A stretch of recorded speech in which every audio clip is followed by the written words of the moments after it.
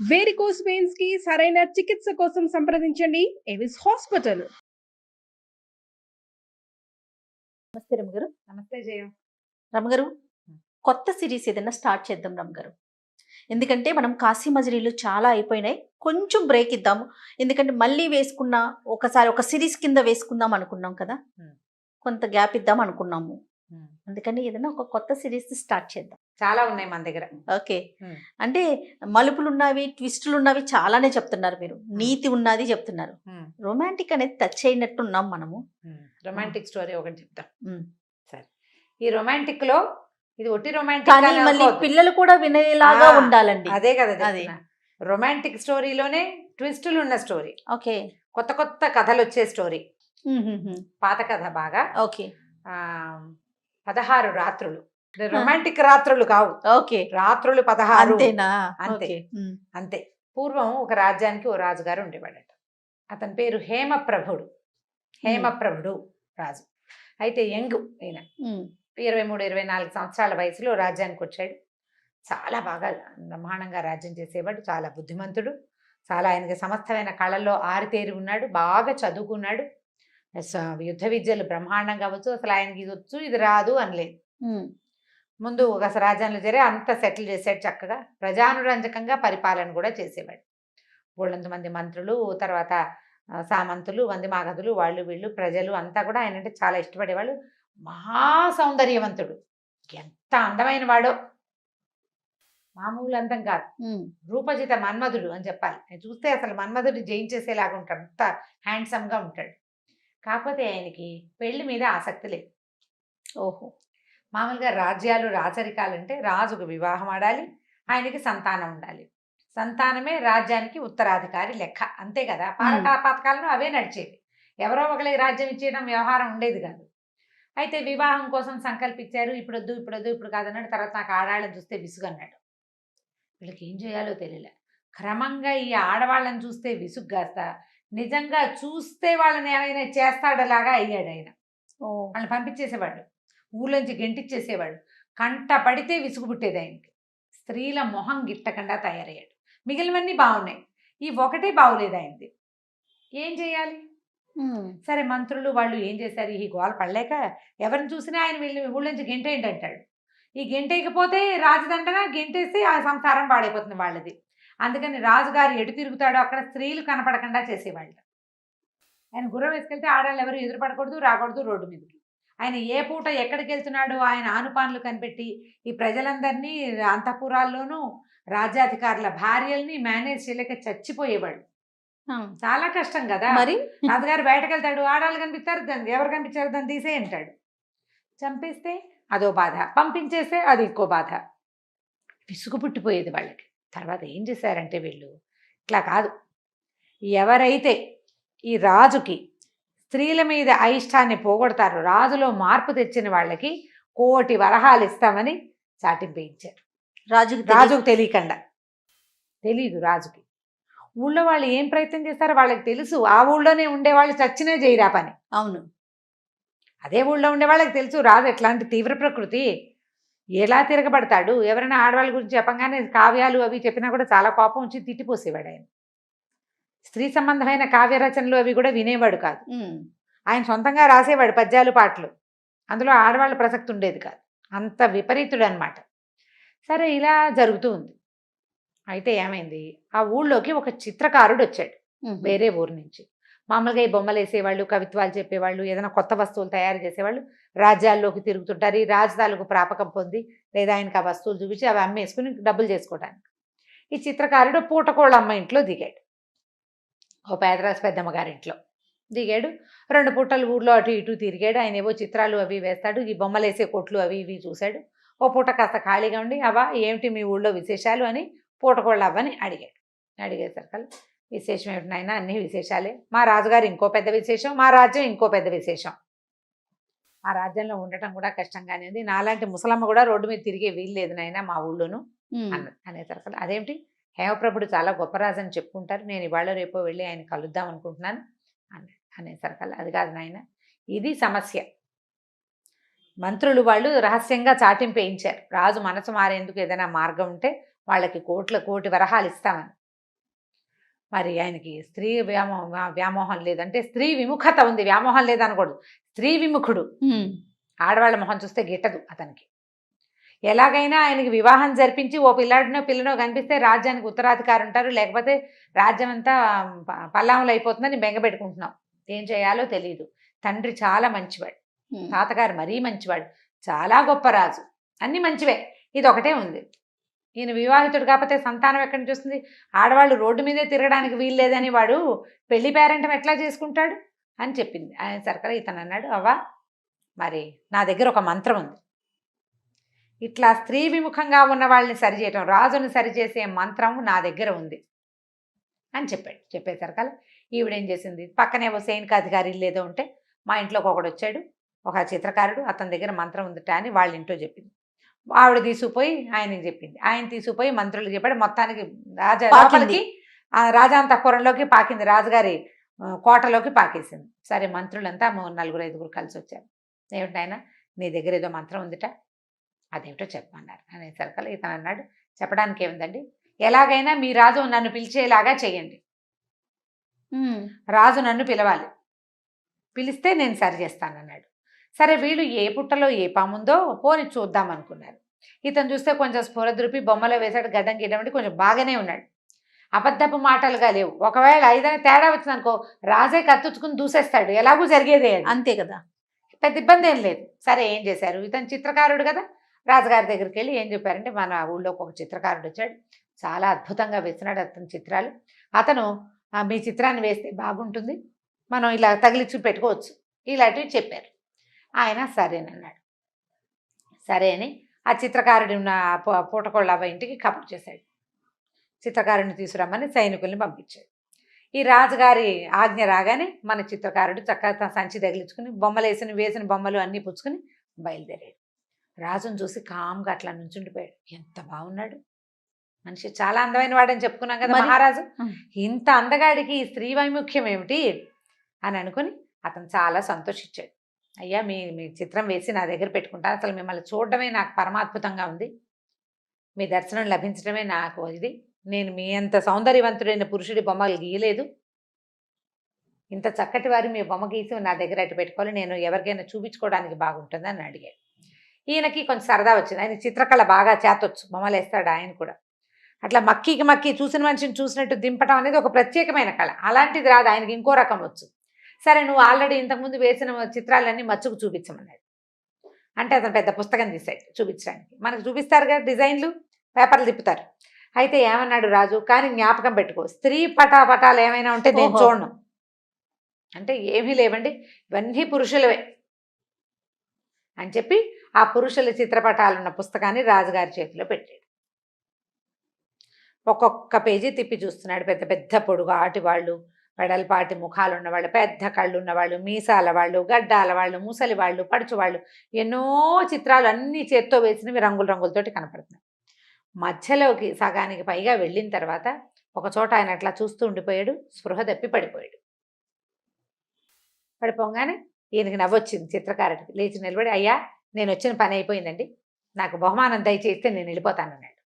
వీళ్ళంతా తెలబారు మంత్రులు, ఏమైంది ఆయన, రాజుగారు స్పృహ పడిపోయాడు ఏమిటో, రాజుగారు స్పృహ తప్పిపోయాడు, నువ్వు వెళ్ళిపోతే ఎట్లా, కాదండి స్పృహ నుంచి వచ్చాక, అంటే స్పృహ తప్పిపోయిందే మెలకు వచ్చాక నా కోసం అడుగుతాడు, అడిగినప్పుడు మళ్ళీ వస్తాను, ఆయన వదిలేయండి అని చెప్పి ఆ పుస్తకాన్ని అక్కడే వదిలిపెట్టి చిత్రకారుడు సంచి సర్దుకుని వెళ్ళిపోయాడు. ఒక గంటకి ఈయన లేచాడు. లేచి చిత్రకారుడు ఏడి అన్నారు. అనేసరికి వెళ్ళిపోయాడు. వెళ్ళిపోవటం ఏమిటి, అట్లా వెళ్ళిపోతాడు, పట్టురండి వాడిని అని గట్టిగా అరిచాడు. వీళ్ళు తెల్లబైరైనంత అరుపులు కేకల మనిషి కాదు, గంభీరంగా ఆజ్ఞాపిస్తాడు. ఈనాడు ఉద్రేకపడిపోతున్నాడు. పదే ఆ పుస్తకం తెచ్చి చూస్తున్నాడు, ఏమిటో ఒక రకంగా అయిపోతున్నాడు. సరే ఏం చేశారు, మళ్ళీ చిత్రకారుడు పిలిచాడు. చిత్రకారుడు వచ్చినవాడు ముణుక్కుంటూ వచ్చాడు, నటించాడనమాట. ప్రభు నన్ను క్షమించండి, ఈ చిత్రాల మధ్యలో ఆ చిత్రం ఎలా ఇరికిపోయిందో నాకు తెలియదండి, పొరపాటున ఉండిపోయింది, నన్ను క్షమించండి, నా పుస్తకాలు నాకు ఇచ్చేయండి, నాకు మీరే బహుమానం ఇవ్వక్కర్లేదు, నన్ను ప్రాణాలతో వదిలిపెడితే చాలన్నాడు. అనేసరికల్లా అది కాదయ్యా, ఈ చిత్రం ఎక్కడిది, నువ్వు ఎక్కడి నుంచి గీసావు, ఈవిడెవరు అని అడిగాడు. అది ఒక అందమైన స్త్రీ చిత్రం, ఆవిడ మామూలు అందగతి కాదు, స్త్రీ వైముఖ్యం ఉన్న రాజుగారికి కళ్ళు తిరిగి పడిపోయేంత అత్యద్భుత సౌందర్యవతి. అన్నాడు, అయ్యా నేను మీకేం చెప్పలేనండి, ఆవిడ సాధారణ స్త్రీ కాదు, ఎవ్వరికీ దొరకదు, దొరికే స్త్రీ కాదు. ఏదో ఒక అదృష్టం కొద్దీ భగవంతుడు నా ఎందుండి బ్రహ్మదేవుడు నాకు ఇచ్చిన అనుగ్రహంతో అట్లా కుదిరింది. కానీ అసలు ఆవిడ సౌందర్యంలో నేను లక్షోవంతు వేల, అంత బాగుంటుంది ఆవిడ. ఈ పటము ఆవిడ కాలి గోటికి కూడా సరిపోదు. ఆవిడ నేను మీకు చెప్పలేను, మానవ మాతృరాలు కాదు అనేసరికి ఇహ రాజుగారు పట్టేశాడు. నాకు ఈవిడెవరో చెప్పు, 1 కోటి కాదు 3 కోట్లు ఇస్తా నీకు, ఆవిడ ఎవరో ఎక్కడుంటుందో చెప్పు, నీకు అదంతా ఎందుకు, నా మనసు ఈవిడి మీద ఉండిపోయిందని చెప్పాడు. ఈ మనసు ఉండిపోయిందంటే ఏం చేస్తాడు చిత్రకారుడు, బాగా గింజుకున్నాడు, అదన్నాడు ఇదన్నాడు. చివరికి ఏం చెప్పాడంటే, వింధ్యాటవి ప్రాంతంలో ఉన్న ఒక నాగరాజు యొక్క సోదరి ఈవిడ చంద్రకళ, నాగకన్య, అక్కడ ఒక పెద్ద భవనం నిర్మించుకుని ఉంది. ఆవిడికి అస్సలు మగవాళ్ల పొడే గిట్టదు. నేను చిత్రకారుని అవ్వటం వల్ల, కేవలం నా యొక్క పుణ్య విశేషం వల్ల ఆవిడ నాకు అవకాశం ఇచ్చింది, కానీ లేకపోతే ఇచ్చేదే కాదు. పైగా ఆవిడ చూస్తూ ఇట్లా ఇట్లా వెయ్యలా నేను, ఆవిడ కంటారా చూసొచ్చి నీ బొమ్మ వేసుకుంటానని ఆవిడ ఒప్పించి యువతలకు వచ్చి వేసుకున్నాను. ఆ సౌందర్యాన్ని గుర్తుపెట్టుకోవాలని. అస్సలు మగవాళ్ళ మొహం గిట్టదు ఆవిడకి. ఆవిడని వివాహం చేసుకోమన్నాడు వాళ్ళ అన్నయ్య. ఆవిడని పెళ్లి చేసుకోనంది. పెళ్లి చేసుకోలేదన్న కోపంతో వాళ్ళ అన్నయ్య నట్టడిలో ఒక భవనం నిర్మించి ఆవిడని అక్కడ వదిలిపెట్టాడు. అన్నయ్య తృప్తి కోసం సరే పెళ్లి చేసుకుంటాను, పెళ్లి కొడుకుని తీసుకురమ్మంది. వచ్చిన పెళ్లి కొడుకుని ఆవిడ కొన్ని ప్రశ్నలు అడుగుతుంది. పెళ్లి అంటే వాళ్ళకి అవకాశం ఇస్తుంది ప్రశ్నలు అడగటానికి. ఆ ప్రశ్నలకి సమాధానం ఆవిడ చెప్పగలిగితే ఆవిడ గెలిచినట్టు. సమాధానం చెప్పలేని ప్రశ్నని గనక అడిగితే వాడిని పెళ్లి చేసుకుంటానంది. నాకు ఆన్సర్ తెలియని క్వశ్చన్ అడగాలి అవతల వాడు. ఈవి అడగటం కాదు, వాళ్ళే నువ్వేదైనా అడుగు. కాన్సెప్ట్ మార్చేసింది. అప్పుడు నువ్వు అడుగు ఏదైనా, నేను చెప్తాను. నేను చెప్పలేకపోతే అప్పుడు నేను పెళ్లి చేసుకుంటా. అంటే నాకంటే తెలివైన వాడు అవ్వాలి. నేను అడిగిన ప్రశ్నకి సమాధానం చెప్పలేని వాడు కాదు, నన్ను సమాధానం చెప్పలేని ప్రశ్న అడగగలిగేవాడు కావాలి. బాగుంది. ఓవేళ ఓడిపోయాడు అనుకో, వాడు నా దాసుడు, నేనేమైనా చేస్తావాడిని, చంపేస్తాను, కొంతమందిని పని చేయించుకుంటాను, కొంతమందిని పంపించేస్తాను, ఏం చేస్తాను, వాడు నా దాసుడు అనేసరికల్లా ఇలాంటి వడంబడికి ఎవరు వస్తారు? అయినా కూడా వస్తూనే ఉన్నారు. ఆవిడ అందానికి మోహించి వస్తారు. వచ్చిన ప్రతి వాళ్ళు ఓడిపోతారు. ఆవిడ ఏం అడగని ఆవిడ చెప్పేస్తుంది ఆన్సర్. ఆవిడకి తెలియంది లేదు. అపరిమితమైన ప్రజ్ఞాపాఠవాలున్నాయి, దాంతోపాటు మహా అహంకారం ఉంది ఆవిడకి. 2 ఉన్నాయి. 16 రోజులు 16 ప్రశ్నలు వేసేందుకు అవకాశం ఉంది. ఆ 16 రాత్రులు వాళ్ళని తన దగ్గరే అట్టు పెట్టుకుంటుంది. ఈ 16 రాత్రుల్లో ఎప్పుడైనా ఆమె ఓడిపోతే పెళ్లి చేసుకుంటుంది. ఇప్పటిదాకా ఆవిడ ఓడిపోయిందే లేదు. కొంతమందిని సంహరించేసింది వాళ్ళ ధోరణి నచ్చకపోతే. కొంతమందిని ఆ ఇంట్లో, ఆ బిల్డింగ్లో, ఆ చుట్టుపక్కలంతా పనిచేస్తుంటారు, మట్టి తోకుంటూ కుప్పతడితో చెత్తెత్తుకుంటూ తిరిగే వాళ్ళు కనిపిస్తారు మనకి, వాళ్ళంతా ఓడిపోయిన వాళ్ళే. కొంతమందిని వాళ్ళు స్వాదు స్వభావాలుగా ఉండి వాళ్ళని ఆవిడ పంపించేసింది. ఎవరితో ఆవిడ ఏం చేస్తుందనేది ఆవిడ కూడా తెలియదు. ఓ మాట కమిటైతే ఆవిడ మాట ఆవిడే విందనమాట. అలాంటిది. పైగా అసలు మానవ కన్య కాదు, అక్కడికి వెళ్ళటమే కష్టం. ఆమెను గెలవటం మానవ మాతృల వల్ల కాదు. నాగరాజులే ఎంతమందో వెనుదిరిగిపోయారు. కొంతమంది ఆమె ఊడిగింది కూడా చేస్తున్నారు. ఆ సౌందర్యవతి ఫోటోని నేను వేసి ఆ బొమ్మని పొరపాటున ఈ కాగితాల మధ్యలో ఉండిపోయింది. అయ్యా నన్ను క్షమించండి అన్నాడు. అనేసరికల్ రాజు అన్నాడు, క్షమించటం ఏమిటి, నా మనసు ఈమె ఎందు లగ్నమైంది, నేను ఉంటానో కొడతానో నీకెందుకు, వివరం చెప్పావు కదా, వెళ్ళిపో అని 3 కోట్ల రూపాయల ధనం ఇచ్చి పంపించేశాడు. పంపించి మంత్రులకు చెప్పాడు, ఈ కన్యని వివాహం చేసుకుంటా, చంద్రకళని వివాహం చేసుకుంటాను నేను అని. వీళ్ళంతా తెల్లబోయారు. ఎవరో పక్కింటి వెనకింటి అమ్మాయిని చేసుకుంటానంటే పోనీ బాగానే ఉంటుంది. ఆవిడెవరో నాగకన్య, పైగా ఏమిడో పరీక్షలు, 16 రాత్రులు, 16 ప్రశ్నలు. ఓడిపోతే ఆవిడ దాస్యం చేయిస్తుందో, చంపేస్తుందో, పంపేస్తుందో తెలియదు. వీళ్ళు బాగా ఆలోచించుకున్నారు. ఈయన అసలు పెళ్ళే చేసుకొని అంటున్నాడు. అయితే పెళ్ళవుతుంది, కాకపోతే ఈ రాజ్యానికి ఎలాగో ఇంకో రాజు కావాల్సిందే, వెళ్ళి అని పంపిద్దామనుకున్నారు.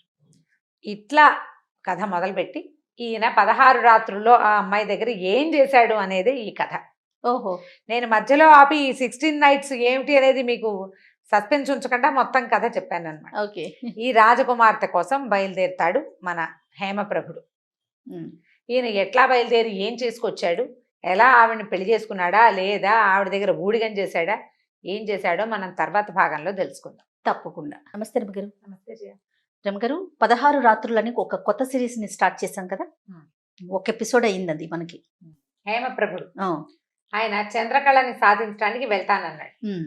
సరే మంత్రులు కూడా ఆలోచించుకుని ఈయన వద్దన్నా మానేలాగా లేడు, ఎట్లా ఒకట్లా పెళ్లి చేసుకుంటాడు, కనీసం రాజ్యానికి ఒక వారసుడు వస్తాడు, ఏదైతే అదైంది అని చెప్పి సరే ఒప్పుకున్నారు.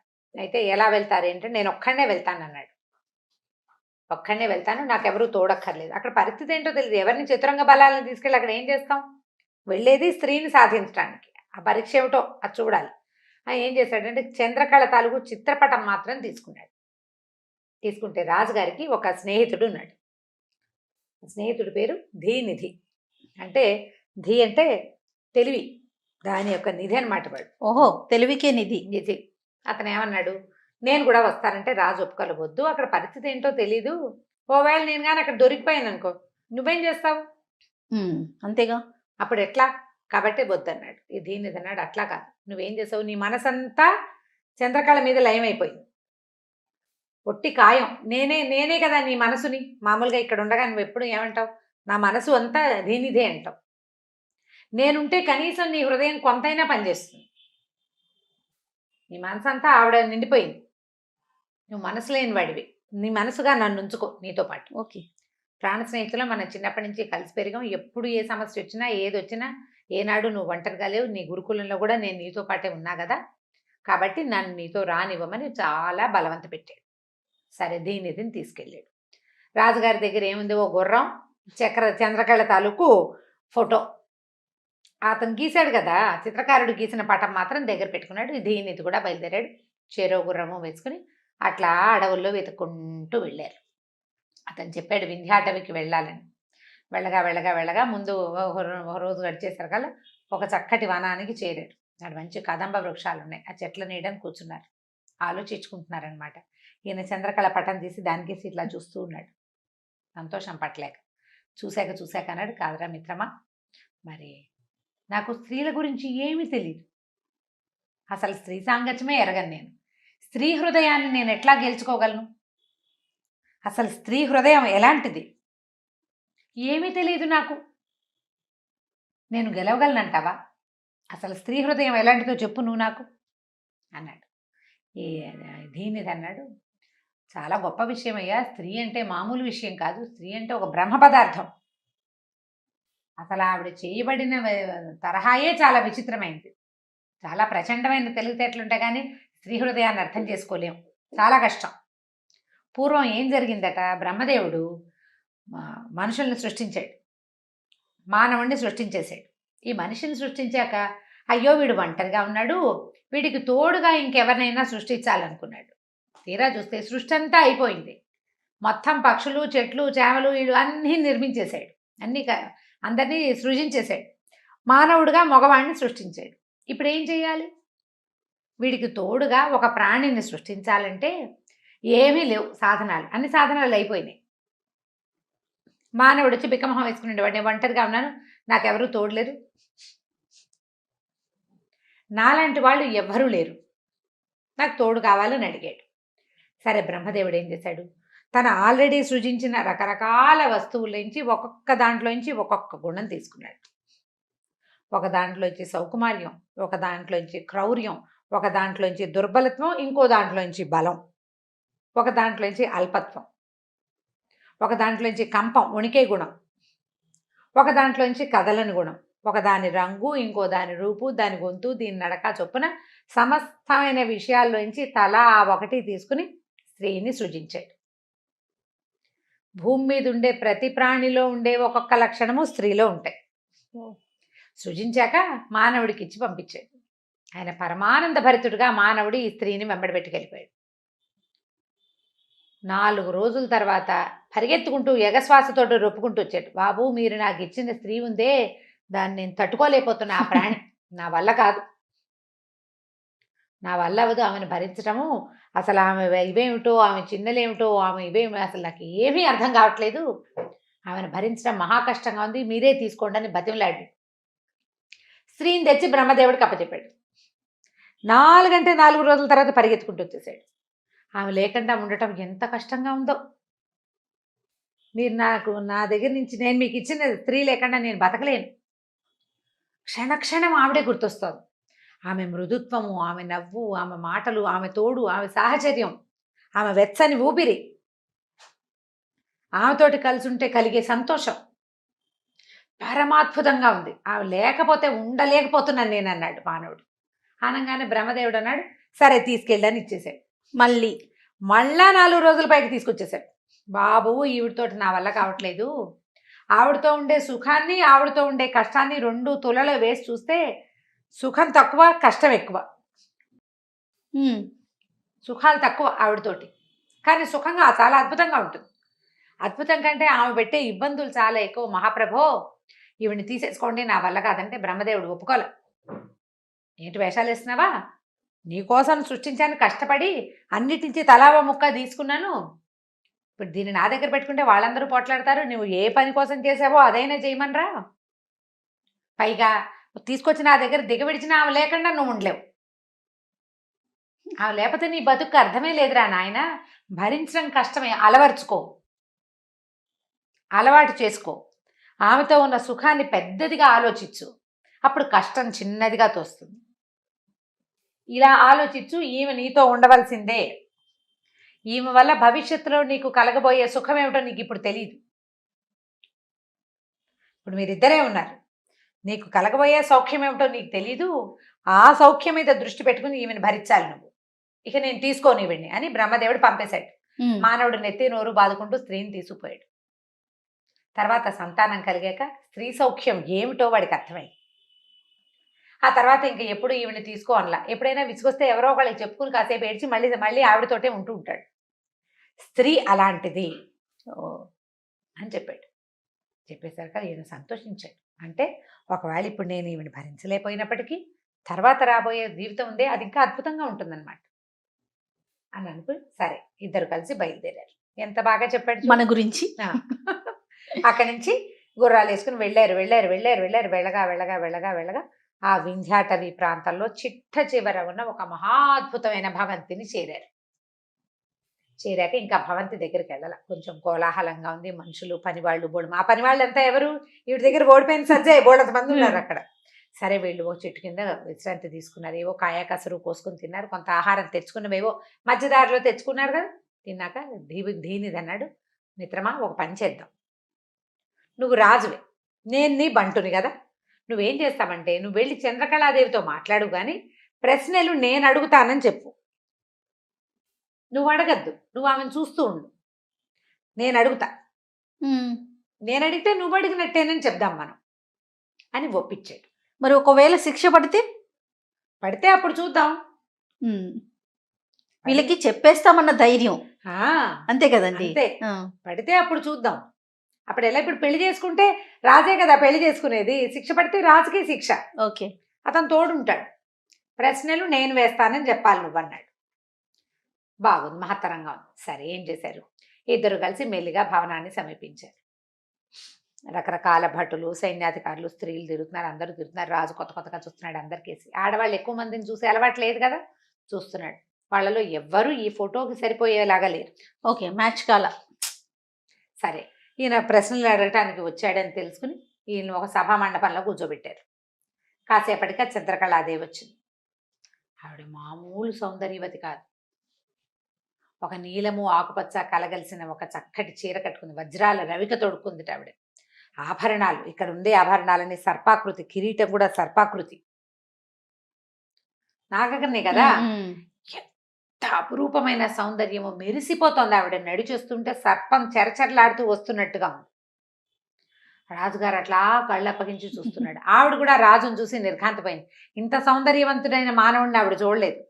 కొద్దిగా తొట్టుపడింది, కరవ సర్దుకుని సరే కూర్చుంది. ఎవరు ఏమిటి కనుక్కుంది. ఈయన దీవిని ఏం చెప్పాడంటే, ఈయన మా రాజు, నేను ఈయనకి సహాయకుడిగా వచ్చా. ప్రశ్నలు నేను అడుగుతాను.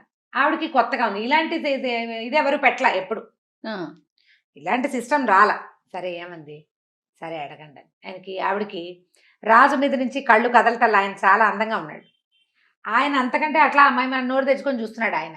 అసలు ఎట్లా అయిందంటే ఆవిడ ప్రశ్న అడగండి అనగానే నవనాడులు కుంగిపోయినట్టు అయిపోయినాయి. ఇవి నాకు దొరకదేమోనని బెంగ వచ్చేసింది ఆయనకి.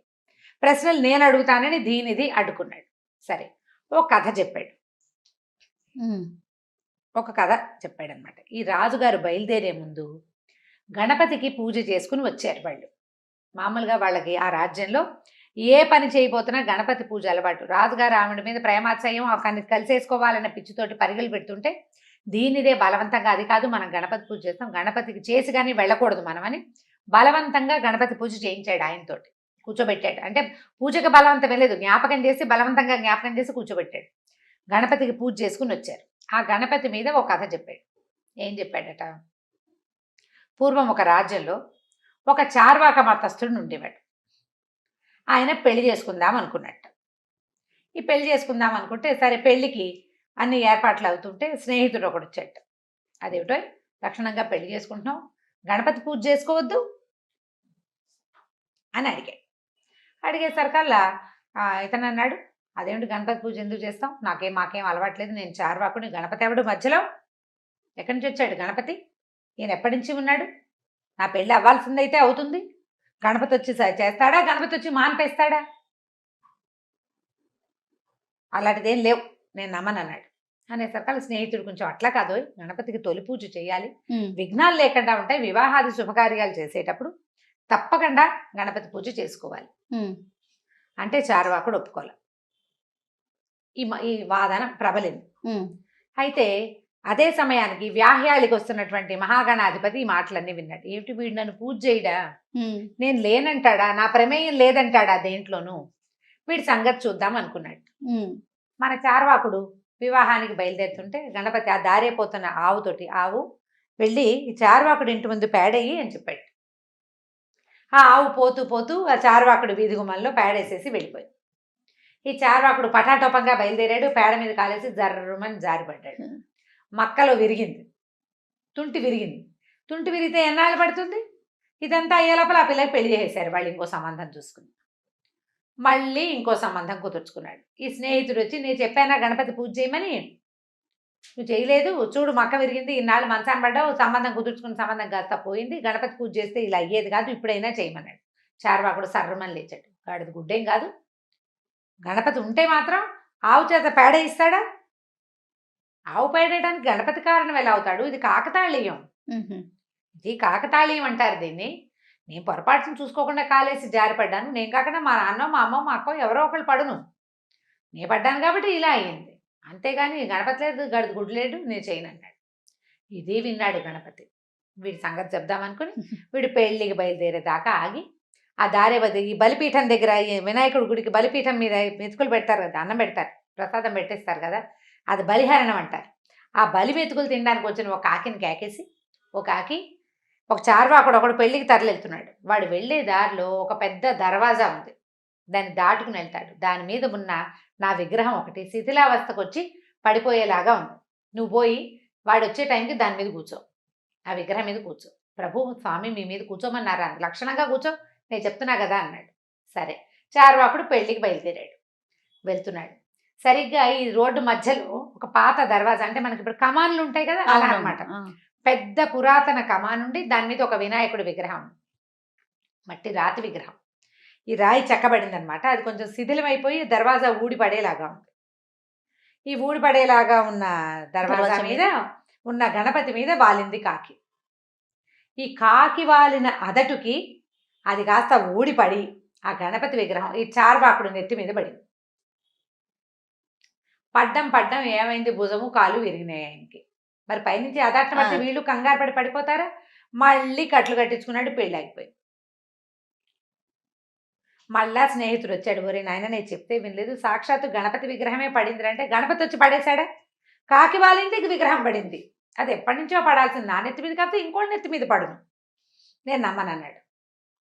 మూడోసారి పెళ్లి కుదుర్చుకున్నాడు. ఇప్పుడు కూడా వాడు నేను గణపతి పూజ ససేమిరా చేయనన్నాడు. చేయను అనేసరికల్లా సరే ఈసారి ఏం చేశాడు గణపతి ఇంద్రుడికి చెప్పాడు, చార్వాకుడు ఒకడు పెళ్లి చేసుకోవడానికి వెళ్తున్నాడు, కొన్ని మేఘాలని పంపించి వాడి మీదకి వాన కురిపించు అని. వీడు ఒక రేవు పక్క నుంచి వెళ్తున్నాడు, వెళ్తుంటే పెద్దగా వాన వచ్చి ఈ రేవులో పడి కొట్టుకుపోయాడు చార్వాకుడు, వెళ్ళిపోయాడు. భగవంతుడికి ప్రీతిపాత్రుడు అయ్యాడనమాట. ఇదంతా చూసిన వినాయకుడు పెద్ద పెట్టున పకపక నవ్వి తర్వాత కళ్ళనీళ్ళు పెట్టుకుని దుఃఖపడ్డాడు. ఇక్కడ ఆపాడు. దీనిది అడిగాడు రాజకుమారిని ఎవరిని, చంద్రకళ. అమ్మ చంద్రకళాదేవి, ఈ కథ అంతా విన్నావు కదా, వినాయకుడు ఎందుకు నవ్వాడు, ఎందుకు కళ్ళనీళ్ళు పెట్టుకున్నాడో చెప్పు అనగానే ఆవిడ, ఇందులో ఏముంది, నన్ను మీరు ఎవడూ చేయలేడు కదా, అయినా కూడా పంతం వీళ్ళేది, వీడి పంతం పాడుగాను అని నవ్వాడు. ఆయన ఎందుకు దుఃఖపడ్డాడంటే ఇన్ని తార్కాణాలు చూపించిన జీవులు ఇలాగే తెలుసుకోకుండా భగవంతుడి నుంచి పారిపోతారని దుఃఖపడ్డాడు అన్నది. అనగానే సమాధానం నిజం, నీ ప్రశ్నకి సమాధానం లభించిందని ఆయన అని లేచి వెళ్ళిపోతూ రాజు చూసి ఇలా ఇలా రాజు కాదు కదా అడిగేది, దీనిది అడుగుతున్నాడు. వీళ్ళిద్దరూ నిర్ఘాంతపైకి నుంచున్నారు. రాజు అన్నాడు, దీనిది నువ్వేం ప్రశ్న అడిగావురా, సింపుల్గా సమాధానం చెప్పేసేసింది. ఒక రోజు వృధా చేసావు, ఒక రోజు పోయింది 16 రాత్రుల్లో, ఒక రోజు పోయింది 16 రోజులు మీకు నా దగ్గరే నివాసం అని చెప్పింది ఆవిడ. అందరికీ అలాగే చేస్తుంది. ఒక రూము అది ఇస్తారు, వీళ్ళకి సేవ అది చేస్తారు, రక భోజనాలు పెట్టేస్తారు. 16 రోజులు అవకాశం ఇస్తుంది. ఏదో ఒక రోజు కుదిరిన రోజున కుదిరినట్టు, లేకపోతే 16 రోజులు అయ్యాక అయితే జైలుకి, లేకపోతే వజ్రస్థానానికి, లేకపోతే రోడ్డు మీదకి, లేకపోతే పనిలోకి. ఆవిడిష్టం. రోజు వృధా అయింది, కానీ ఆవిడ చెయ్యుపుతుంటే ఏమిటో గుండె జల్లుమంది. బాయ్ చెప్తోంది అని. సరే ఒక రోజు వృధా అయ్యింది, రేపేం చేస్తావో అన్నాడు రాజు. ఏం పర్వాలేదు, మనకి ఇంకా 15 రోజులున్నాయి, 15 కథలున్నాయి, 15 ప్రశ్నలున్నాయి, నువ్వు కంగారు పడకు. ఇంతకీ కళ్ళారా చూసుకున్నావు కదా, ఈ రాత్రి ప్రశాంతంగా నిద్రపోదు కానీ రాజుగారిని లేవ తీసుకెళ్ళిపోయాడు ధీనిధి. తర్వాత రోజు ఏం కథ చెప్పాడో ధీనిధి, ఏం ప్రశ్న వేశాడో వచ్చే భాగంలో విందాం. నమస్తే రమ్మగారు. నమస్తే జయ. రమ్మగారు, మనం 16 రాత్రులని ఒక కొత్త సిరీస్ని స్టార్ట్ చేశాము. అందులో మొదటి రోజు కూడా కంప్లీట్ అయిపోయింది. మొదటి రాత్రి 2 భాగాలు, మొదటి రాత్రి అయిపోయింది. రెండో రాత్రిలోకి వచ్చాం. ఈ మొదటి రోజు రాత్రే ఈయన చెప్పిన కథ, ధీనిధి చెప్పిన కథకి ప్రశ్నకు ఆవిడ సింపుల్గా సమాధానం చెప్పేసింది. కాకపోతే రాజుగారి కేసు చూసుకుంటూ వెళ్ళింది ఆవిడ. ఈయన కొంచెం సంతోషం వచ్చింది తన కేసే చూస్తుంటే. ధీనిధి కథ చెప్తున్నంతసేపు ఈయన రాజుగారు అట్లా ఆవిడ కేసు చూస్తున్నాడు. ఆవిడ సౌందర్యాన్ని కళ్ళతో తాగేయటమే అంతే అనమాట. అట్లా చూస్తూ కూర్చున్నాడు. ఆవిడ చాలా శ్రద్ధగా వింది కథ. ఠకీమన్న ఆన్సర్ చెప్పేసింది. ఏమిటా నాయన ఇంత సింపుల్గా చెప్పేసింది, జాగ్రత్తగా చేయమన్నాడు. సరే ఈయన వెళ్ళిపోయారు. వాళ్ళకు బస ఏర్పరిచారు కదా, వెళ్ళి బసకి వెళ్తే ఆయన తన దగ్గర ఈవిడ చిత్రపటం ఉంది కదా, ఆ పటం చూస్తూ ఉన్నాడు. ఎప్పటికో నిద్ర పట్టింది. దీనిది నిద్రపోయాడు, నేను పడుకోలే. సరే పొద్దున్న లేచారు, ఏదో కాలకృత్యాలు తీర్చుకున్నారు. వాళ్ళు ఏదో వ్యవహారం, తిండి తిప్పలు వాళ్ళు వాళ్ళే పెడతారు అన్నీ అయిన తర్వాత అక్కడ పెద్ద ఉద్యానవనం ఉంది. వ్యాహ్యాలుగా తిరిగారు ఉద్యానవనం అంతా. దీనిది కొత్త కథ ఆలోచించుకుంటున్నాడు. సరే సాయంకాలం అయింది.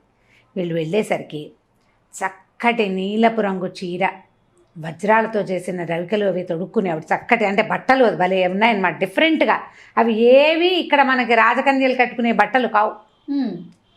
బ్లౌజ్ నిండా వజ్రాలు కుట్టున్నాయంటే మరి ఎట్లాంటి పనితనం, ఎంత అందంగా ఉందో. అయితే సాభిప్రాయంగా వచ్చావా అన్నట్టు చూసింది రాజుగారికి వేసి ఆవిడ. ఈయన చూపుకే ఆనందపడిపోయాడు. అట్లా కూలబడిపోయి ఆవిడకేసి చూస్తున్నాడు. సరే దీనిది చెప్పబోయాడు కథ. ఏం చెప్పాడో చూద్దాం. రెండో కథ. ఒక ఊళ్ళో ఒక మహారాజు ఉండేవాడు. ఆయనకు తమ్ముడు కూడా ఉన్నాడు.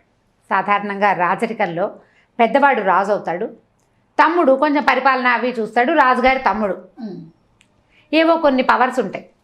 కొంతమంది తమ్ముళ్ళు రాజుని అన్నయ్యతోటి చాలా బాగా ఉండి స్నేహ సంబంధాలు బాగా నెరుపుతూ రాజ్యాంగంలో వాళ్ళకి పట్టు ఉంటుంది. పదవి ఉండదు కానీ పట్టు ఉంటుంది. అవును.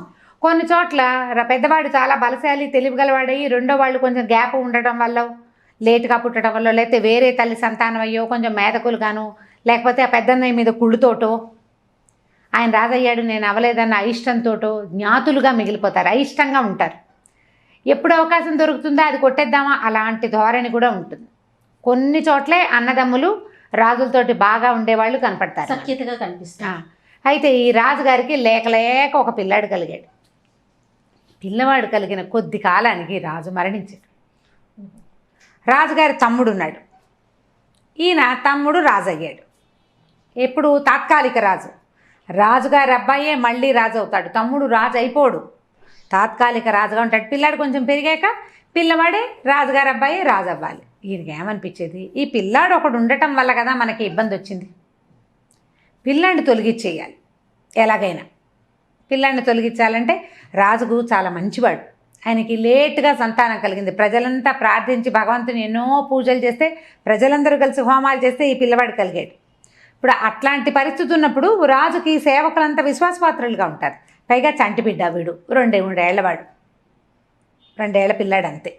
సరే ఏమైంది, ఈయన ఎలాగైనా పిల్లవాడిని చంపేయాలనుకున్నాడు. ఏం చేశాడంటే ఒకరోజు జాగ్రత్తగా ఈ పిల్లాడిని కాపలా కాసే వాళ్ళు ఉంటారు కదా, సేవకులు సైనికులు, వాళ్ళు ఆ పిల్లాడి గదిలో లేకుండా, రాజుగారి అబ్బాయి గదిలో లేకుండా ఏర్పరిచాడు. ఇక్కడ ఆ పేరుకి అన్నయ్య తమ్ముడు చూస్తున్నాడు కానీ రాజు పిల్లాడే. రాజుకు సేవకులు ఉంటారు కదా చాలామంది, వాళ్ళందరినీ సెపరేట్ చేశాడు. సెపరేట్ చేసేసి ఏం చేశాడంటే తను కొత్తగా ఒక క్షత్రియ కుమారుడిని ఒకడిని దీంట్లో కుదుర్చుకున్నాడు. తన ఊరువాడు కాదు, పై ఊరు నుంచి తెప్పించాడు. 2-3 తెప్పించి అందులో ఒకడికి ఏం చెప్పాడంటే, ఫలానా బిల్డింగ్లో ఆ మందిరంలోకి వెళ్ళు, ఫలానా గదిలో రాజు ఒక్కడే ఉంటాడు, వాడిని చంపేసేయి అని చెప్పాడు. చంపేసేయమంటే వీడు సరేనన్నాడు. ఈ రాజపుత్రుడు వీడెవడో ఒక్కర్రాడు క్షత్రియుడు, వాడు బయలుదేరేసరికి వాడు ఆ మందిరంలోకి వెళ్ళేసరికి అందరూ వెళ్ళిపోయారు, పని వాళ్ళు వెళ్ళిపోయారు, సైనికులు వెళ్ళిపోయారు, కాపలా లేదు. లోపలికి వెళ్ళేసరికల్లా అక్కడ రాజు ఎవరూ కనపడలా. ఇంత పిల్లాడు ఓ పండు ఏదో పెట్టుకుని ఆడుకుంటున్నాడు, బత్తాయి పండు పెట్టి. ఇవి వచ్చిన కుర్రాడికి ఏం తెలుసు, తనని అపాయింట్ చేసిన వాడే తన రాజు, నిజానికి రాజు ఎవరో వాడికి తెలియదు. ఎవడో తన బాటు యువకుడు లేదా రాజుగారి తమ్ముడంత వాడో పెద్దవాడో వస్తాడని వాడు అక్కడే నిలబడున్నాడు, చూస్తున్నాడు. ఎవడో వస్తాడు, వాడు చంపేయాలి, కత్తి మంచి రెడీగా పుచ్చుకున్నాడు. ఇంతలో ఏమైంది, ఈ బత్తాయి పండుతో ఆడుకుంటున్నాడు పిల్లాడు, ఇట్లా చేసి ఇట్లా, అది కాస్త దొర్లిపోయింది. నా బంతి కేక పెట్టాడు పిల్లాడు, అరిచాడు. ఆ బాల్లాగా ఉంది కదా బత్తాయి పండు, కొంచెం పంపర్ పనాస అంత పండు అనమాట, దొర్లుకుంటూ ఈ నిలబడినటువంటి ఈ రాజపుత్రుడి దగ్గర కాళ్ళ దగ్గరకు వచ్చింది. పిల్లాడు కేకలు పెట్టాడు, కెవ్వమన్నాడు, ఏడుపు గొంతు పెట్టాడు. ఏం చేశాడు, ఆ బంతిలాగా ఉన్న పండుని తోసేసరికి పిల్లవాడికి నవ్వొచ్చింది, కిలకిలాడుతూ మళ్ళీ తోసాడు. ఆటకి పిల్లలు ఏం చేస్తారు, మనం క్యాచ్ చేసామనుకో మళ్ళీ క్యాచ్ చేస్తారు. ఏముంది, ఇంతలో ఆ పిల్లాడు ఆడడం మొదలుపెట్టాడు. ఈ రాజపుత్రుడు కూడా ఎవరో వస్తాడు చూద్దాం, ఈ లోపల చిన్నపిల్లాడు సరదాగా ఉంది కదా, పిల్లాడిని చూసి నవ్వులు, పిల్లల నవ్వులు మాటలు, వదల బుద్ధి కాదు, వెయ్యి మళ్ళీ వెయ్యి, ఇలా వెయ్యి అలా వెయ్యి అంటున్నాడు. అంటుంటే ఇక ఆడేసుకుంటున్నాడు అక్కడ నిలబడి. ఆడుకుంటే సరికల్లా ఇంతకి బయటికి పంపించేశారు కదా సైనికుల్ని, ఏదో పని కల్పించి పంపించారు. అక్కడ పని అయిపోగానే అమ్మో రాజుగారు ఒక్కడే ఉన్నాడని పరిగెత్తుకొచ్చేసారు వాళ్ళు. 4-5 వచ్చారు. రాగానే తెల్లబోయారు, వీడెవాడు, ఎక్కడి నుంచి వచ్చాడు వీడు, కొత్తవాడు, వాడు మన సైన్యంలో వాడు కాదు, మన భవనంలో వాడు కాదు, మన ఊరి వాడు కాదు. కొంత సైనికులకి అందరూ తెలిసిపోతారు, ప్రతివాడి ఆధార్ కార్డు వాళ్ళ దగ్గర ఉంటుందన్నమాట. వాళ్ళకి మరి ఆ జాగ్రత్తగా ఉండాలి కదా. ఇందులో ఈ వచ్చిన 4-5లో 2 అంగరక్షకులు, అంటే మంచి గట్టి కటారి వాళ్ళు అనమాట.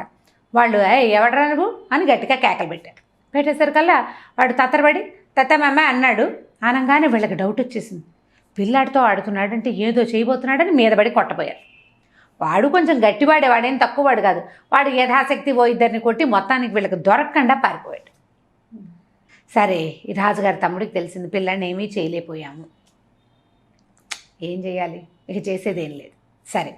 సరే రెండోసారి ఏం చేశాడు, కొద్ది రోజులు గడిచినాయి. జనాలు దీన్ని మర్చిపోయేలాగంటే ఎవరో ముక్కు మొహం తెలియని వాడు రాజుగారి గదిలోకి వచ్చి నిలబడ్డాడు అన్న వాక్యాలు జనం మర్చిపోయేదాకా ఆగాడు. 1 నెల 20 రోజులు పట్టిన తర్వాత ఏం చేశాడంటే కొంతమంది దొంగల గుంపుతోటి మాట్లాడాడు. ఈ పిల్లాన్ని ప్రతి శనివారము వీళ్ళ కులదేవత దేవాలయానికి తీసుకెళ్తారు. అది ఎక్కడుంది, ఈ రాజమందిరానికి బాగా ఒక 10-15 కిలోమీటర్ల దూరంలో ఉన్న అడవిలో ఉంటుంది. కానీ మంచి పకడ్బందీగా వెళ్తారు సైనికులు, పిల్లాన్ని ఎత్తుకునే దాదులు, అక్కడి నుంచి ఏమో సేవకులు అలవాటుగా ఉండేవాళ్ళు, వీళ్ళు వెళ్తారు. రథము గిధము అన్నీ బ్రహ్మాండంగా ఉంటుంది, పట్టాటోపంగా తీసుకెళ్తారు. పిల్లాడు చంటి పిల్లాడైనా రాజు కదా, ఆయన సెక్యూరిటీ ఆయనకు ఉంటుంది. సరే ఒక దొంగల గుంపుని అరేంజ్ చేశారు. ఏమిటంటే మధ్య చూడండి, పిల్లాడు దొరికితే పట్టుకు చంపేయండి అని చెప్పి. సరే ఆ దొంగలు వీళ్ళ మీద పడ్డారు, పొరపాటున పిల్లాడి కత్తి తగిలింది లాంటిది చెప్పాలని ప్లాన్ చేసుకున్నాడు. ఇంతలో ఏమైంది, ఆ రాజ్యానికి చుట్టుపక్కల రాజ్యాల్లో కొద్దిగా దొంగతనాలు అవుతున్నాయి. ఒక దొంగల గుంపు ఈ దేవాలయం దగ్గర మాటేసింది. మొత్తం సైనికులు ఈ రథం అంతా దేవాలయానికి వెళ్ళిపోయింది.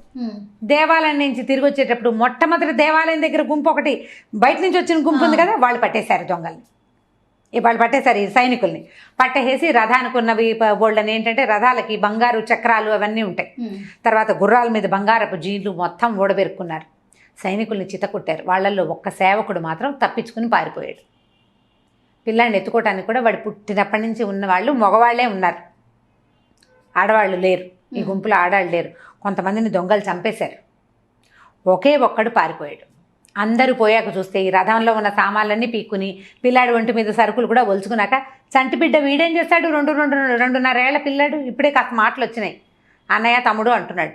వాడిని ఏం చేశారు, ఆ అన్ని ఓడబీకేసిన రథం మీద కూర్చోబెట్టి దొంగలు కాస్తే వెళ్ళిపోయారు. ఈ పారిపోయిన సైనికుడు ఉన్నాడు కదా, వాడు 1 గంట 2 గంటలు వెయిట్ చేసి అక్కడక్కడ దూరంగా తచ్చట్లాడి ఈ దొంగలు అవతలకి వెళ్ళిపోగానే పరిగెత్తుకొచ్చాడు. వచ్చి పిల్లాన్ని ఎత్తుకున్నాడు.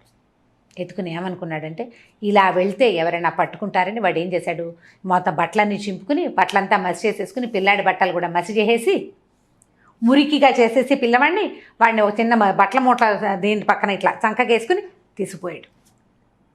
ఏ దొంగల ముఠానైతే రాజుగారి తమ్ముడు ఏర్పరిచాడో వాళ్ళ ముందు నుంచి నడుచుకుంటూ వాడు వెళ్ళిపోయాడు. వీళ్ళేమన్నారు, ఎవరో ముష్టివాడు బట్టల మూట పట్టుకెళ్తున్నాడు అనుకున్నారు. రథం రాలేదు, రథము రాదు, సైనికులు రారు, పిల్లాడు లేడు. వీళ్ళు చూసి చీకటి పడ్డాక పోయి రాజుగారి తమ్ముడికి చెప్పారు. ఆ పాటికే సైనికుడు ఈ పిల్లాడిని ఎత్తుకుని ఉన్నాడు కదా సేవకుడు, వాడు కాస్త అంతఃపురానికి చేరిపోయాడు. అక్కడ ఏదో దొంగల ముఠా మీద పడింది, ఎట్లాగో భగవంతుని దయ వల్ల పిల్లవాడు బతికాడు అని చెప్పారు. మళ్ళీ పిల్లాడికి స్నానం చేయించేశారు, యథావిధిగా రాచోచితమైన అలంకారాలు చేయించారు, కూర్చోబెట్టారు. నిర్ఘాంతపడి ఏమిటి 2 సార్లు చేసినా వీడు అవ్వట్లేదే, 2 సార్లు అయినా అవటల్లా. సరే 3ఓసారి ఏం చేశాడు, పిల్లాడికి పాలల్లో విషం పెడదాం అనుకున్నారు. ఇక బయట ప్రయత్నాలు కుదరటల్లా అని ఒక వంటవాడిని మేనేజ్ చేశారు. మేనేజ్ చేసి వాడికి పిల్లాడి పాలలో కలపడానికి రంగు మారకుండా ఉండే రకపు విషాన్ని సంపాదించి ఇచ్చారు. అయితే ఏంటంటే ఈ పిల్లవాడు తాగే పదార్థాలన్నీ కూడా గాజు పాత్రల్లో పోయించేవాళ్ళు. చంటి పిల్లాడు వాడి ఆహారం వీళ్ళు రుచి చూసేవాళ్ళు కాదు. మామూలుగా రాజుగారి ఆహారం మొదట చూడాలి. ఇప్పుడు పాలు కూడా ఏం తాగుతాం, పిల్లాడు తాగే పాలు, అందుకని అది తాగేది పాలో కాదో రంగు మార్పిడి లేకుండా లోహ పాత్రలో కనపడదు కదా, గాజు పాత్రల్లో పోయించేవాళ్ళు అన్ని పదార్థాలు. దాని రంగును బట్టి దాని చూసుకునేవాళ్ళు అనమాట. వైద్యుడు కూడా నుంచుంటాడు ఎదురుకుండా. అయితే ఒక గాజు పాత్రలో అంత దాంట్లో పోసిస్తే ఈ పిల్లాడు పాల గ్లాస్ పుచ్చుకున్నట్టు తీసుకెళ్లేసరికల్లా అవతల ఉన్న సైనికుడు హాచని పెద్దగా తుమ్మేసరికి పిల్లాడు ఇట్లా ఉలిక్కిపడ్డాడు. సాధారణంగా మనం కూడా ఉలిక్కిపడతాం, సడన్గా తుమ్ము శబ్దం వచ్చేసరికి ఈ పనిపోయి కదిలిపోయిన పిల్లాడి చేతుల నుంచి గాజు పాత్ర కాస్త పడిపోయింది. వాళ్ళకి ఎంత జాగ్రత్తగా ఇచ్చారంటే ఒక్క సూది మొనంత మాత్రం పంపారు. ఎక్కువ గనక పంపిస్తే దొరికిపోతామని. తెచ్చిన విషయం వేస్ట్ అయిపోయింది, ఏం చేయలేకపోయాడు. తర్వాత ఏమైంది, కొద్ది రోజులకి ఈ రాచరికంలో ఈయనకి రాజపుత్రులు చాలామంది ఉన్నారు. సైన్యాధికారి, తర్వాత కోశాధికారి, వీళ్ళ దగ్గర ఏదో తగాదా పడ్డాడు ఈ రాజుగారి తమ్ముడు. దాంతో సైన్యాధిపతి తిరగబడి చిత్రవధ చేశాడు రాజుగారి తమ్ముడిని. రాజుగారి తమ్ముడు చచ్చిపోయాడు, తమ్ముడు లేడు. ఈ బాల రాజే ఉన్నాడు, పెద్దయ్యాక వాడు రాజు అయిపోయాడు. ఇది కథ. ఇప్పుడు మన ధీనిధి ఈ కథ అంతా చెప్పాడు. ఎవరికి, చంద్రకళకి. చంద్రకళే కదా ఆవిడ పేరు. అప్పుడు రాకుమారి ఈ కథలో ఈ బాలుణ్ణి రక్షించింది ఏమిటి, 3 సార్లు ఎంత ప్రచండమైన ప్రయత్నాలు చేశాడు. పెద్దవాడు తండ్రి వయసు వాడు చేసిన ప్రయత్నాల నుంచి 2.5 ఏళ్ల పిల్లవాడి శక్తి ఏమిటి, వాడు ఎట్లా తప్పించుకున్నాడో చెప్పు. ఎట్లా తప్పించుకున్నాడు? విధి. దానికి ఆవిడ చెప్పిన సమాధానం, ఆవిడ ఏం చెప్పిందంటే బాలుడి యొక్క అమాయకత్వమే వాడి రక్షణ. తనని చంపడానికి వచ్చిన వాడిని చూసి బంతాడేశాడు పిల్లాడు. అంతే. దొంగలు ఉన్న వాళ్ళందరినీ కొట్టేస్తుంటే వాడు స్థిమితంగా కూర్చుని చూస్తున్నాడు, అరిచి కేకలు పెట్టలేదు. ఏదో యుద్ధం ఆట జరుగుతోంది అనుకున్నాడు. విషం కలిపిన పాలు ఇచ్చినా కూడా వాడికి ఏం తెలీదు. ఆ వాడి తాలూకు అమాయకత్వం ఉంది కదా, అదే వాడి యొక్క రక్ష. అమాయకులకి భగవంతుడు విధి వాళ్ళ వెనకాల ఉంటుంది, కాపాడుతుంది. వాళ్ళని కాపాడేది వాళ్ళ తాలూకు అమాయకత్వం, ఆ తెలియనితనమే. అదే అతన్ని రక్షించింది. ఇప్పుడు ఈ పిల్లవాడికి ఏ స్వార్థము లేదు, వాడికి ఏం తెలియదు. వాడి ఆట, వాడి తిండి తప్పిస్తే రెండోది లేదు. పక్కవాడిది వాడికి అక్కర్లే అసలు. ఈ పక్కవాడిది కావాలనుకునే వాడు చెడిపోతాడు ఎప్పుడు. అందుకే రాజుగారి తమ్ముడు చెడిపోయాడు. కనీసం ప్రయత్నించకుండా రాజుగారి తమ్ముడిలాగా ఉన్న బతికి ఉండేవాడు. ఇక రాజుగారి సాలకు ఆస్తి కావాలనుకున్నాడు కాబట్టి తమ్ముడు మరణించాడు, పిల్లవాడు బతికాడు, ఇందులో ఏమీ లేదు సింపుల్గా చెప్పేసి అని చెప్పేసి లేచి వెళ్ళిపోయింది. వెళ్ళిపోగానే రాజుగారు హతాశుడైపోయాడు. కానీ ఆవిడ వెళ్తూ వెళ్తూ చిన్నగా అని నవ్వు మొహం పెట్టింది ఆయన చూసి. పెట్టేసరికల్లా ఆయనకి అయ్యో చెప్పేసిందే అనిపించింది. కానీ ఆవిడ నవ్వేసరికి ఈయనకు కొంచెం ధైర్యం వచ్చింది. ఆ నవ్వు ఎట్లా ఉందంటే ఒక మెరుపు లాంటి నవ్వు అనమాట. పెద్ద హహా అనలేదు, చిన్నగా నవ్వింది. ఇచ్చి సంతోషం వచ్చేసింది. కాళ్ళు ఈడ్చుకుంటూ లేచాడు. దీనిది 2వ రాత్రి కూడా పాడు చేసేసావురా నువ్వు. 2 రాత్రులు గడిచిపోయినాయి, ఇంకా 14 ఉన్నాయి. ఏం చేస్తావో, అసలు నన్ను బతికించి ఉంచుతావో ఉంచవో, ఈవిడ నేను చేరలేని విరహాన్ని నేను ఎట్లా తట్టుకోగలను నాకు తెలియట్లేదు. నువ్వేం చెప్పావో కూడా నేను వెళ్ళి ఆవిడ చెప్పిన సమాధానం ఒకటే. ఆవిడ చెప్పలేకపోతే నోరు తెరిచేది కాదు, నోరు తెరిచిందంటే చెప్పేసింది అనమాట. ఎట్లా చేస్తావంటే ధైర్యంగా ఉండు, ఇంకా మనకు చాలా సమయం ఉంది రాజా, నువ్వు కంగారు పడకు అని చెప్పి దీనిది రాజుగారిని లేవ తీసుకుని వాళ్ళ బసకి తీసుకెళ్ళిపోయాడు. 2వ రాత్రి కథ ఇట్లా ముగించాడు. కథలు చూడండి, ప్రతి కథ ఇంట్రెస్టింగ్గానే ఉంటుంది. మనకి విక్రమ బేతాల కథలు లాగా అనిపిస్తా ఉంది రమ్మగారు, కొంచెం ఇంచుమించుగా అలాంటిది. ఆవిడ ఆన్సర్ చెప్పగలుగుతుందా లేదా అనేదే ఇందులో ఉన్న కీలకం అనమాట. చక్కగా సమాధానం చెప్పేసింది. పిల్లవాడు ఎట్లా రక్షించబడ్డాడంటే ఇందుకు రక్షించబడ్డాడు, అంతే, అంతకంటే ఏమీ లేదు అని చెప్పి ఆవిడ వెళ్ళిపోయింది. వీళ్ళు కూడా వెళ్ళాడుతూ కాళ్ళు ఈడ్చుకుంటూ రాజుగారు వెళ్ళిపోయి రాత్రి ఆవిడ చిత్రపటం చూసుకుంటూ అది చూస్తూ దానికేసే చూస్తూ ఆయన అనుకుంటున్నాడు అనమాట, ఈవిడ ఎంత అందగత్తే ఆవిడ, అసలు ఆ అద్దంలో చూసినట్టుగా ఉంది ఈ ఫోటో. అక్కడ చూసిన మనిషినే ఇక్కడ చూస్తున్నట్టుంది. ఇది కనుక లేకపోతే నేను చచ్చిపోయేవాడిని. ఈ పటాన్ని తెచ్చుకున్నాను కాబట్టి బాగా మంచి పని అయిందని ఆ పటం చూస్తూ ఆ రాత్రిని మెల్లిగా గడిపారు. మర్నాడు పొద్దున మళ్ళీ యథాప్రకారం వెళ్ళారు. 3వ రాత్రి ఏం కథ చెప్పుకున్నారో మనం వచ్చే భాగంలో తెలుసుకుందాం. నమస్తే రమ్మగారు. నమస్తే జయ. రమ్మగారు, మనము 16 రాత్రులని కొత్త సిరీస్ చేస్తున్నాము.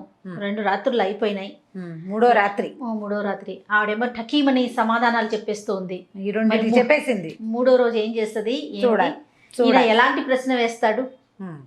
3వ రోజు పగలల్లా అటు ఇటు తిరిగారు. రాజుగారు కొంచెం దిగులుగానే ఉన్నాడు.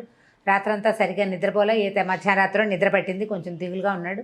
సరే తిరిగారు, ఉద్యానవనంలో తిరిగారు, కబుర్లు చెప్పుకున్నారు. మంచి కథ ఆలోచించు, సమాధానం చెప్పకుండా చెయ్యాలి నువ్వని దీనిదికి కొంచెం ప్రోత్సహించాడు. సరే సాయంకాలం వెళ్ళారు. వీళ్ళు వెళ్ళిన కాసేపటి కదా వెంటనే వచ్చేసింది ఆవిడ. వచ్చేసేసింది. ఈయనకేసి కొంచెం సానుకూలంగా చూసింది అనమాట. ఉత్సాహంగానే చూసింది. చక్కటి అలంకారాలు, ఎంత అత్యద్భుతమైన బట్టలో, అసలు మైమరిచిపోయేలాగా ఉండే సౌందర్యవతి. దానికి తగ్గట్టు ఇప్పుడు చూడు చక్కగా అందంగా ఉన్నవాళ్ళు మంచి బట్టలు కట్టుకుంటే ఇంకా అందంగా ఇంకా బాగా కనిపిస్తారు, బ్రైట్గా కనపడతారు. ఆవిడకి ఏంటంటే పైభాగం అంతా తళుకులింతు, బ్లౌజులు అవి బాగా మెరిసిపోయేవి, ముదురు రంగు చీరలు, దానికి తగినటువంటి ఆభరణాలు అవి పెట్టుకుని చాలా బ్రైట్గా ఉంటుంది. సరే ఆవిడ వచ్చింది రాజుగారికేసి కొంచెం సాభిప్రాయంగా వచ్చావా అన్నట్టు చూసింది. సరే ఈయన కొంచెం ఉత్సాహపడ్డాడు. ఆవిడకేసి చూస్తూ కూర్చున్నాడు. ఆయన తనకేసి చూస్తున్నాడని ఆవిడకి తెలుసు. మామూలుగా ఆడవాళ్ళు ఏం చేస్తారు, అవతల వాళ్ళు తనకేసి చూస్తారు, ఒకసారి చురుకుని చూస్తుంటారు. ఇట్లా ఏంటి తినేస్తున్నట్టు చూస్తున్నాడు దుర్మార్గుడు అలా అనుకుంటారు. ఆవిడ ఏం లేదు, ఆయన చూడనిస్తోంది. ఆయన తన వైపు చూస్తున్నాడని, తన వైపే చూస్తున్నాడని తెలుసు ఆవిడికి, కానీ మాట్లాడటం లేదు. తను మాత్రం దీనిది వైపే చూస్తోంది, రాజుగారి వైపు చూడటంలా. సరే దీనిది కొత్త కథ మొదలుపెట్టాడు. ఇప్పుడు ఏం చెప్తున్నాడంటే, ఒక ఊళ్ళో 2 స్నేహితులు ఉండేవాళ్ళు. కుటుంబాలు లేవు వాళ్ళకి, కాస్త కలిసి ఒక చోట పెరిగారు. వీళ్ళిద్దరూ ఏమిటంటే నిజానికి ఒక జాతి వాళ్ళు కాదు, కానీ కలిసి ఉంటున్నారు. ఒక కుటుంబం వాళ్ళు కాదు. ఒకళ్ళు ఎట్లా ఉండేవాళ్ళు అంటే దగ్గర పోలుకుంటుంది, కవల పిల్లల్లాగా కనపడేవాళ్ళు. సమానమైన ఎత్తు, ఒకటే రంగు, ఒకటే రకమైన హెయిర్ స్టైలు. పాత రోజుల్లో హెయిర్ స్టైల్స్ డిఫరెంట్గా దువ్వుకోట అవి ఉండేవి కాదుగా, ముందు నుంచి వెనక్కి జులపాల్లాగా ఉండేవి.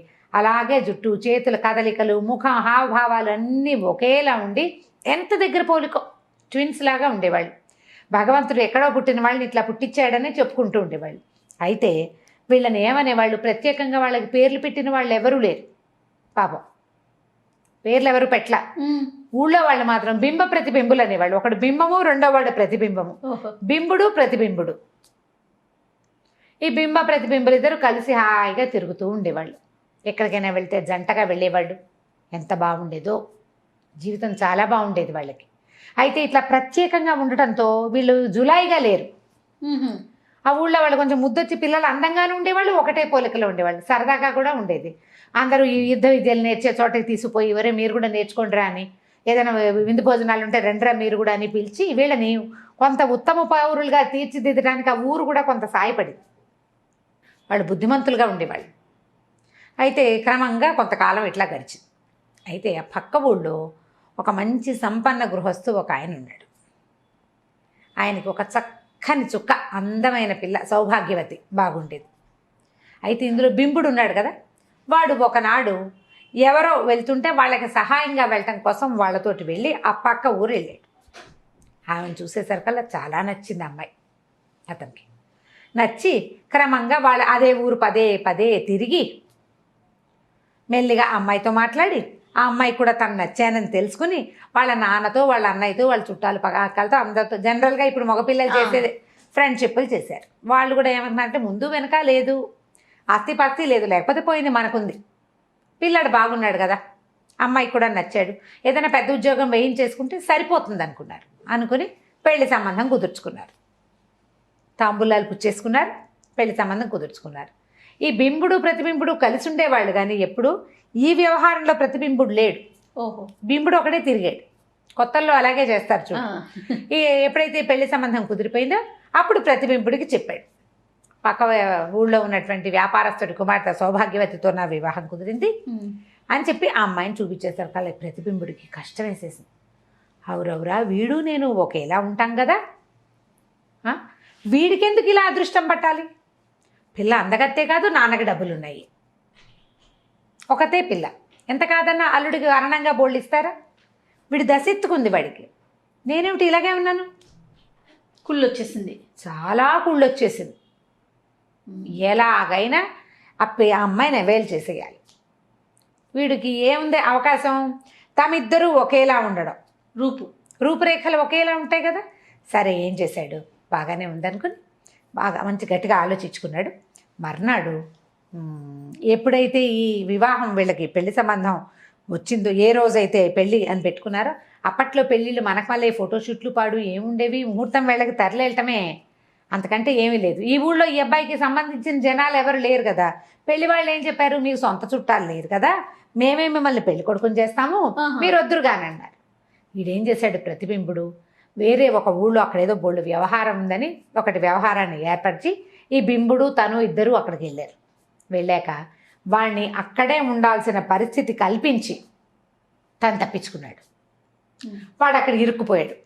ఓహో, వీడు వెళ్ళిపోయాడు అనుకోవాలా, బింబుడు ప్రతిబింబుడు వెళ్ళిపోయాడు అనుకోవట్లా, ఉన్నాడనే భావిస్తున్నాడు. ఉన్నాడనే భావించాడు చూశాడు, వీడు రాలే. వీడేం చేశాడు, ఆగ మేఘాల మీద అంచెగుర్రాల మీద పెళ్లివారింటికి తరలొచ్చేశాడు. వాడెవడో వాడే పెళ్లి కొడుకు అనుకున్నారు వాళ్ళు. చక్కగా తలంటోయించేశారు, పొద్దున్నే మంగళ స్నానాలు చేయించేశారు, తర్వాత కాశీయాత్ర గట్రా గిట్రా బోల్డ్ వ్యవహారాలు ఉంటాయి, బోల్డ్ అన్ని రిచువల్స్ ఉండవు పెళ్లిలో, ఎన్నుంటాయి వేడుకలన్నీ జరిగిపోయినాయి. ఈ పెళ్లి కూతురికి సరిగ్గా పాణిగ్రహణం సమయానికి రొప్పుతూ రోజు పరిగెత్తుకొచ్చాడు బింబుడు. వచ్చేసేసరికి అలా అందరూ నిర్ఘాంతపోయారు. పెళ్లి కూతురు తెల్లపోయింది. అక్కడి నుంచి వాళ్ళిద్దరు నేనే పెళ్లి కొడుకుని నాతోటే సంబంధం కుదుర్చుకున్నారని ఇద్దరు చెడామడా పొట్లాడుకున్నారు. అన్నదమ్ములు ఇద్దరు ఫ్రెండ్స్, అన్నదమ్ములు అంటానికి వీలుగా ఫ్రెండ్స్. అక్కడి నుంచి పెళ్లి కూతురుని అడిగితే ఇద్దరిని ఇట్లా ఇట్లా ఇట్లా చూస్తుంది అమ్మాయి, టెన్నిస్ బ్యాచ్ చూసినట్టు ఏమీ చెప్పలేకపోయింది. మామూలుగా అమ్మాయికి తెలుసు, ఒకడు తెల్లగా పొడుగ్గా స్పొరద్రూపి, కాస్త ఒత్తుగా జుట్టు, వాడి కాస్త యుద్ధ విద్యలొచ్చు, నవ్వు మాట మేసం అన్నీ కనపడుతున్నాయి. అవే రెండో పక్కన కూడా ఉన్నాయి. వీడు కాదు వీడు అని చెప్పడానికి ఏముంది? ప్రజలంతా నిర్ఘాంతపోయారు. ఏం చెయ్యాలో పెళ్ళి ఆగిపోయింది. ఇప్పుడు మొత్తానికి ఆగిపోతే కన్యాదాతకి పరువు నష్టం, పిల్లకి మళ్ళీ పెళ్లి కాదు. మాకొద్దని పంపేయడానికి వీల్లేదు. ఆ రోజులు అవి కాదు. వీళ్ళలో అసలు పెళ్లి కొడుకు ఎవరో తేలాలి. ఎవడు మొట్టమొదటి అంటే ఇప్పుడు అమ్మాయి మనసు ఇచ్చింది అంటే అమ్మాయి కన్యావర అయితే రూపం, అమ్మాయి మనసు ఇచ్చింది ఎవరికి? వాడి రూపానికి. వాడి వ్యక్తిగతమైన వ్యవహారాలు ఆ పిల్లకి ఏం తెలీదు, వాడు అందంగా ఉన్నాడు అంతే. రూపం ఇద్దరిలోనూ సేమే ఉంది. కానీ ఒకడు బుద్ధిమంతుడు, వాడు వచ్చి పెద్దవాళ్ళని అడిగి మర్యాదగా తాంబూలాలు పుచ్చుకున్నాడు. వాడెవడు? వాడు సరైన వాడు. రెండో వాడు దొంగ, తనతో పాటు ఉన్న వాడిని మోసం చేసి ఎక్కాడు. ఇప్పుడు కనుక వీడికి ఇచ్చి చేస్తే వీడు మోసగాడు అవుతాడో పెద్ద మనిషి అవుతాడో మనకు తెలియదు. అదే కదా మరి. సరే అక్కడి నుంచి ఏం చేశారు, రాజుగారి దగ్గరికి పంపిద్దాం అనుకున్నారు. ఈ అమ్మాయిని పెళ్లి కొడుకులు ఇద్దరిని రాజుగారి దగ్గరికి పంపించారు. సరే ఒక 2 రోజుల తర్వాత అమ్మాయికి సౌభాగ్యవతికి బింబుడికి వివాహం జరిగిపోయింది. తర్వాత కథ సుఖాంతమైంది. ప్రతిబింబుడిని జైల్లో పెట్టారు. ఓహో. ఇప్పుడు మన దీనిది అడిగాడు, వీళ్ళలో బింబ ప్రతిబింబుల్లో ఇద్దరిలో అసలు పెళ్లి కొడుకు ఎవరు అనేది ఎట్లా నిర్ధారించుకున్నారు పెద్దవాళ్ళు? ఏం అడిగాడు రాజుగారు, ఎట్లా ఏం అడిగాడు? అడిగేశారు కానీ అప్పుడు ఆవిడేం చెప్పింది, అందులో ఏముంది పెద్ద విశేషం, పెద్ద విషయం ఏం లేదు. ముందు అమ్మాయిని దూరంగా తీసుకెళ్ళి ఉంటారు. తీసుకెళ్ళి అమ్మాయి, నువ్వు బింబుడిని కలిసినప్పుడు అతను ఏం బట్టలు వేసుకున్నాడు, నీతోటి ఏం మాట్లాడాడు, నువ్వు ఎక్కడెక్కడ బింబుడిని చూసావు, ఎక్కడ బింబుడితోటి కలుసుకున్నావు, ఇవెవరికి తెలుస్తాయి? ఈమె ఎప్పుడై ఎవరితో కలిసిందో, ఎవరితో తిరిగిందో, ఎవరితో మాట్లాడిందో, ఎవరిని చూసి మనసు పారేసుకుందో వాడికే తెలుస్తాయి. అంతే. ఆ అమ్మాయి చెప్పింది ఒక లిస్ట్ రాశారు. ఈ ఇద్దరు కుర్రాళ్ళని పిలుచుకొచ్చారు. చెరుకో పక్కన వాడినో ప్రశ్నలు వేశారు, వీడినో ప్రశ్నలు వేశారు. ఆ అమ్మాయి చెప్పిన సమాధానాలు వీళ్ళు చెప్పిన సమాధానాలు మ్యాచ్ అయితే, ఎవరితో మ్యాచింగ్ అయితే వాడే పెళ్లి కొడుకు. ఎందుకంటే వాడే మొట్టమొదటి ఈ అమ్మాయి తాలూకు మానస చోరుడు వాడే పద్ధతిగా పెద్దవాళ్ళ దగ్గరికి వెళ్ళి తాంబూలాలు పుచ్చుకున్నాడు. రెండో వాడు ఏం చేశాడు, తన తోటి వాడికి వచ్చినటువంటి అదృష్టాన్ని ఎలాగైనా కాజేయాలని దొంగతనంగా వచ్చినవాడు. దొంగకి ఏమి చేయాలి, దొంగకి శిక్ష చేయాలి. పెద్ద మనిషి తరహాగా పెళ్లి సంబంధాన్ని చేర్చుకున్న వాడికి పెళ్ళే చేయాలి. కాబట్టి బింబుణ్ణి మొదటి గంటలోనే తెలుసుకున్నారు వాళ్ళు. ఇతరత్రా మిగిలిన అన్ని వివరాలు రాబట్టి పెద్దవాళ్ళతో మాట్లాడినప్పుడు పెద్దవాళ్ళని కూడా పిలిచి, మీతో అతను ఏం మాట్లాడాడు, పోనీ ఒకవేళ బింబుడు ప్రతిబింబుడికి వివరాలన్నీ చెప్పేశాడు అనుకుందాం, నేను అక్కడ కలిశాను, ఇక్కడ చూశాను, నేను మాట్లాడాను అని. కానీ మన ప్రత్యేకమైన మేనరిజమ్స్ అవి ఉంటాయి కదా, వాటన్నిటిని మ్యాచ్ చేసి అందుకని 2 రోజుల సమయం తీసుకుని బింబుడిని కనిపెట్టారు. వాడి చేతికి ఒక ఎర్ర తాడు కట్టి వాడిని సిద్ధంగా పెట్టుకున్నారు. రాచముద్ర వేసిన తాడు కట్టి పెట్టారు, గొడవ లేకుండా. తర్వాత బింబుడితోటి పెళ్లి చేసి ఉంటారు. రాజులు సాధారణంగా ఇలా చేస్తారు, చెప్పేసి ఇట్లా జరిగి ఉంటుంది. అందుకని బింబుడితో పెళ్ళయింది ఆ పిల్లకి.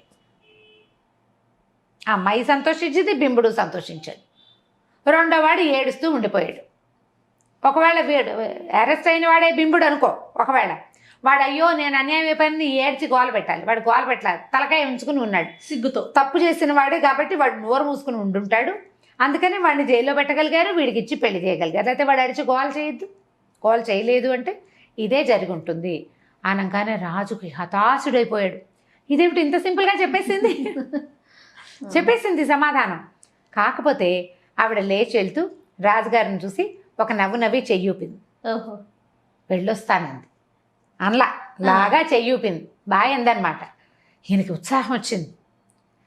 దేనిది అన్నాడు, ఏంట్రా నాయన 3వ రోజు కూడా పోయింది, ఎంత కథ చెప్పినా ఈ అమ్మాయి సమాధానం చెప్పేసేస్తుంది, నువ్వు నన్ను బతికుంచుతావో లేదో, చివరికి నా శవాన్ని మోసుకెళ్తావేమో, లేకపోతే నన్ను ఇక్కడ సేవకుడుగా వదిలిపెడతావో, ఈ లోపలే ఈవిడ విరహంతో నేను చచ్చిపోతాను, ఏదో ఒకటి సరిగ్గా ఆలోచించు, దీనిది అని పేరు పెట్టుకున్నందుకు తగినట్టుగా ఆలోచించరా నాయన అంటే, సరే దీనిది అన్నాడు. చాలా సమయం ఉంది మిత్రమా, చూద్దాం. కానీ నువ్వు ఒకటి గమనించావా, ఆవిడ నా కథ వింటోంది కానీ ఆవిడ క్రీగంటి చూపు నీ మీద ఉంటే, క్రీగంటి చూపు అని నేను చూడలేదు అన్నాడు రాజు. నువ్వు ఎందుకు చూస్తావు, నువ్వు ఆవిడని చూస్తున్నావు, నువ్వు మైమర్చిపోయావు. ఆవిడ మాత్రం మధ్య మధ్యలో నువ్వేం దాన్ని చూస్తున్నావా లేదా అని పరిశీలించుకుంటోంది. ఇది ఇంకొక రకంగా పరిణమించే అవకాశం కూడా ఉంది, సమయం తీసుకుందాం, నువ్వు కంగారు పడకు అంటే, రాజుగారు ఏం చేయను, ఈ విరహాన్ని ఎట్లా తట్టుకుంటాను అని మెల్లిగా కాళ్ళు ఏడ్చుకుంటూ పోయి ఆవిడ చిత్తరువుని చూస్తూ ఏదో భోజనం చేసి ఆ ఫోటో చూస్తూ పట్టుకుని ఉన్నాడు. 3వ రాత్రి కథ కూడా అయిపోయింది, సమాధానం చెప్పేసింది అమ్మడు. ఇప్పుడు 4వ రాత్రి ఎలాంటి ఒకసారి టఫ్ కావాలి కథలు. ఒక్కొక్క కథ తేలిగ్గా ఉన్నట్టు ఉంటుంది, ఒక్కొక్క కథ టఫ్ అవుతుంది. ఇవన్నీ కూడా ఆవిడ తాలూకు తెలివితేటల మీద ఆవిడ వెంటనే షార్ప్ ఇట్లా చెప్పేస్తుంది ఆన్సర్, టైం తీసుకోవటంలా. కథ చెప్పినంత సమయం ఆవిడ సమాధానం చెప్పడానికి తీసుకోవట్లా. అయితే మనం ఈ మాట చెప్దాం అనుకున్నాం జయ. ఈ కథ రాసిన వారు బులుసు వెంకటరమణయ్య గారు. 1953లో ప్రింట్ అయింది ఇది. ఎంత పాతది కదా, మరి చందమామల్లో వచ్చిందా ఏమొచ్చిందో అయితే నాకు తెలీదు. 53లోనే 53లోనే 50స్లోనే ప్రింట్ అయిందనమాట. ఇది కొన్ని పుస్తకాల యాప్స్ కొన్ని కనపడుతున్నాయి కదా, దాంట్లో చదివాను నేను. కథ ఇంట్రెస్టింగ్గా ఉంది కదా. ఈ 16 రాత్రులు అని ఉండటం వల్ల కొంచెం హెసిటేట్ చేశాను చెప్దామా వద్దా అని. కథ చాలా ఇంట్రెస్టింగ్గా ఉంది, బాగుంది కదా అని చెప్దాం అనుకున్నాం. వెంకటరమణయ్య గారని వారు రాసిందనమాట. ఓ మరి ఇటీవల కాలంలో వారు ఎక్కడ ఉన్నారు, ఎలా ఉన్నారు ఆ వివరాలు ఏం తెలియవు. ఆ యాప్లో అవి ఏం దొరకవు, కథలు మాత్రం కనపడుతూ ఉంటాయి.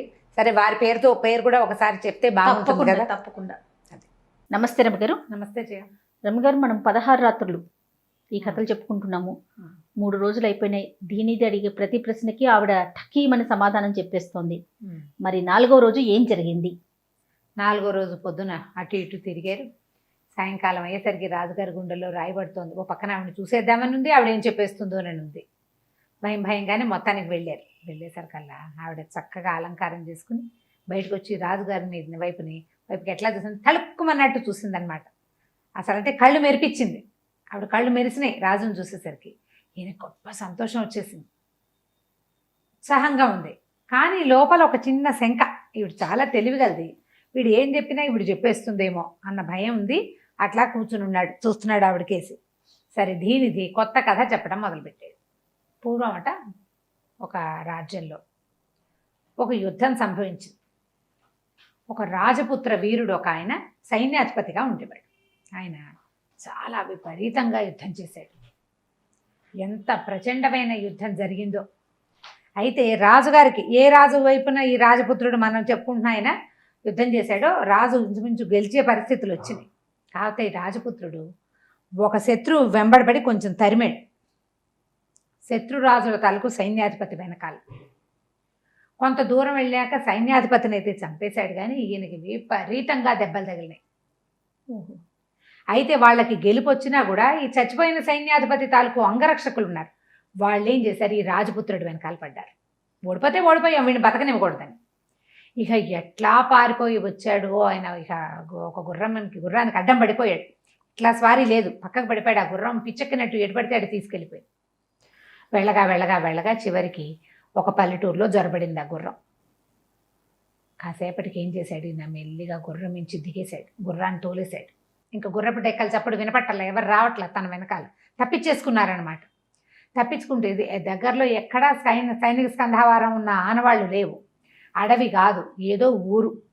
కొద్దిగా వంటల వాసనలు, ఊళ్ళల్లో అగ్నిహోత్రాలు అవి మండేటప్పుడు ఆజ్యం పోసిన వాసనలు డిఫరెంట్గా వస్తాయి. పల్లెటూరు వాతావరణం ప్రత్యేకంగా తెలిసిపోతుంది. అంటే పిడక పొగలు అవి ఎక్కడొస్తాయి, ఆ పిడకలు తయారు చేసేది ఊళ్ళల్లో. తెలిసింది అతనికి, ఏదో ఊళ్ళోకి వచ్చాము అని. అయితే ఏం చేశాడు, అట్ట మెల్లిగా తడుకుంటూ ఒక్కొక్క అడుగు వేస్తున్నాడు. అసలు అడుగు పట్టల. చచ్చి చెడి ఒక అరగంట 30 గంటకి ఒక ఇంటి వాకిలి చేరాడు. వాకిలి చేరి ఆ తలుపుని కొట్టబోయాడు. తలుపు మీద పడిపోయాడు. ఆ ఇల్లు ఒక బ్రాహ్మణ అయింది. ఆయనకి మహాసౌందర్యవతి అయిన ఒక భార్య ఉంది, సువర్ణమాల ఆవిడ పేరు. ఆవిడ ఒక్కతే పని మనిషిని సాయంతో ఉంది. ఆయన ఎక్కడికో పొరుగురు వెళ్ళాడు.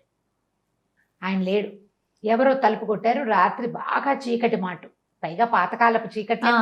6:30 అయ్యేసరికి అర్ధరాత్రి అయిపోయినట్టే. ఇది బాగా అర్ధరాత్రే, 12 గంటలో 1 గంట కూడా అయ్యింది. సరే, ఈవిడ ఏం చేసింది, తలుపు అలాగా తెరిచి చూస్తే ఎవరో చాప చుట్టగా పడిపోయి ఉన్నాడు వాకిట్లో.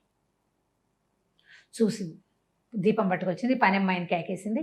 ఇద్దరు కలిసి వచ్చి చూసేసరికి ఒళ్ళంతా పూసిన కించుక వృక్షం వల్లే ఉన్నాడు. ఒళ్ళంతా నెత్తుటి ముద్ద, ఎక్కడ పడితే అక్కడ అన్ని దెబ్బలు, గాయాలు, కత్తిపోట్లు. మనిషి చూస్తే పెద్ద సమున్నతాకారుడు, బలశాలిగా కనపడుతున్నాడు. కవచం కనిపిస్తుంది, కవచం కూడా పగిలిపోయింది. ఆయనకి నడుముకు ఓ పిడిబాకు, ఓ ఖడ్గము ఉన్నాయి. సరే, బాగా తిరిగేశారు మనిషిని. తిరిగేసి చూస్తే కనపడుతున్నాడు ఇంత మనిషి. అసలు అతన్ని వాళ్ళిద్దరూ పట్టుకు రాలేరు, అంత మనిషి ఆయన. సరే, ఏమనుకున్నారు, ఊపిరి ఆడుతోంది ఎక్కడో. పని మనిషి, అమ్మ మరి ఏం చేద్దామమ్మా అంటే, చచ్చిపోతాడేమో అని పాపం. ఎవరో మహావీరుడల్లే ఉన్నాడు.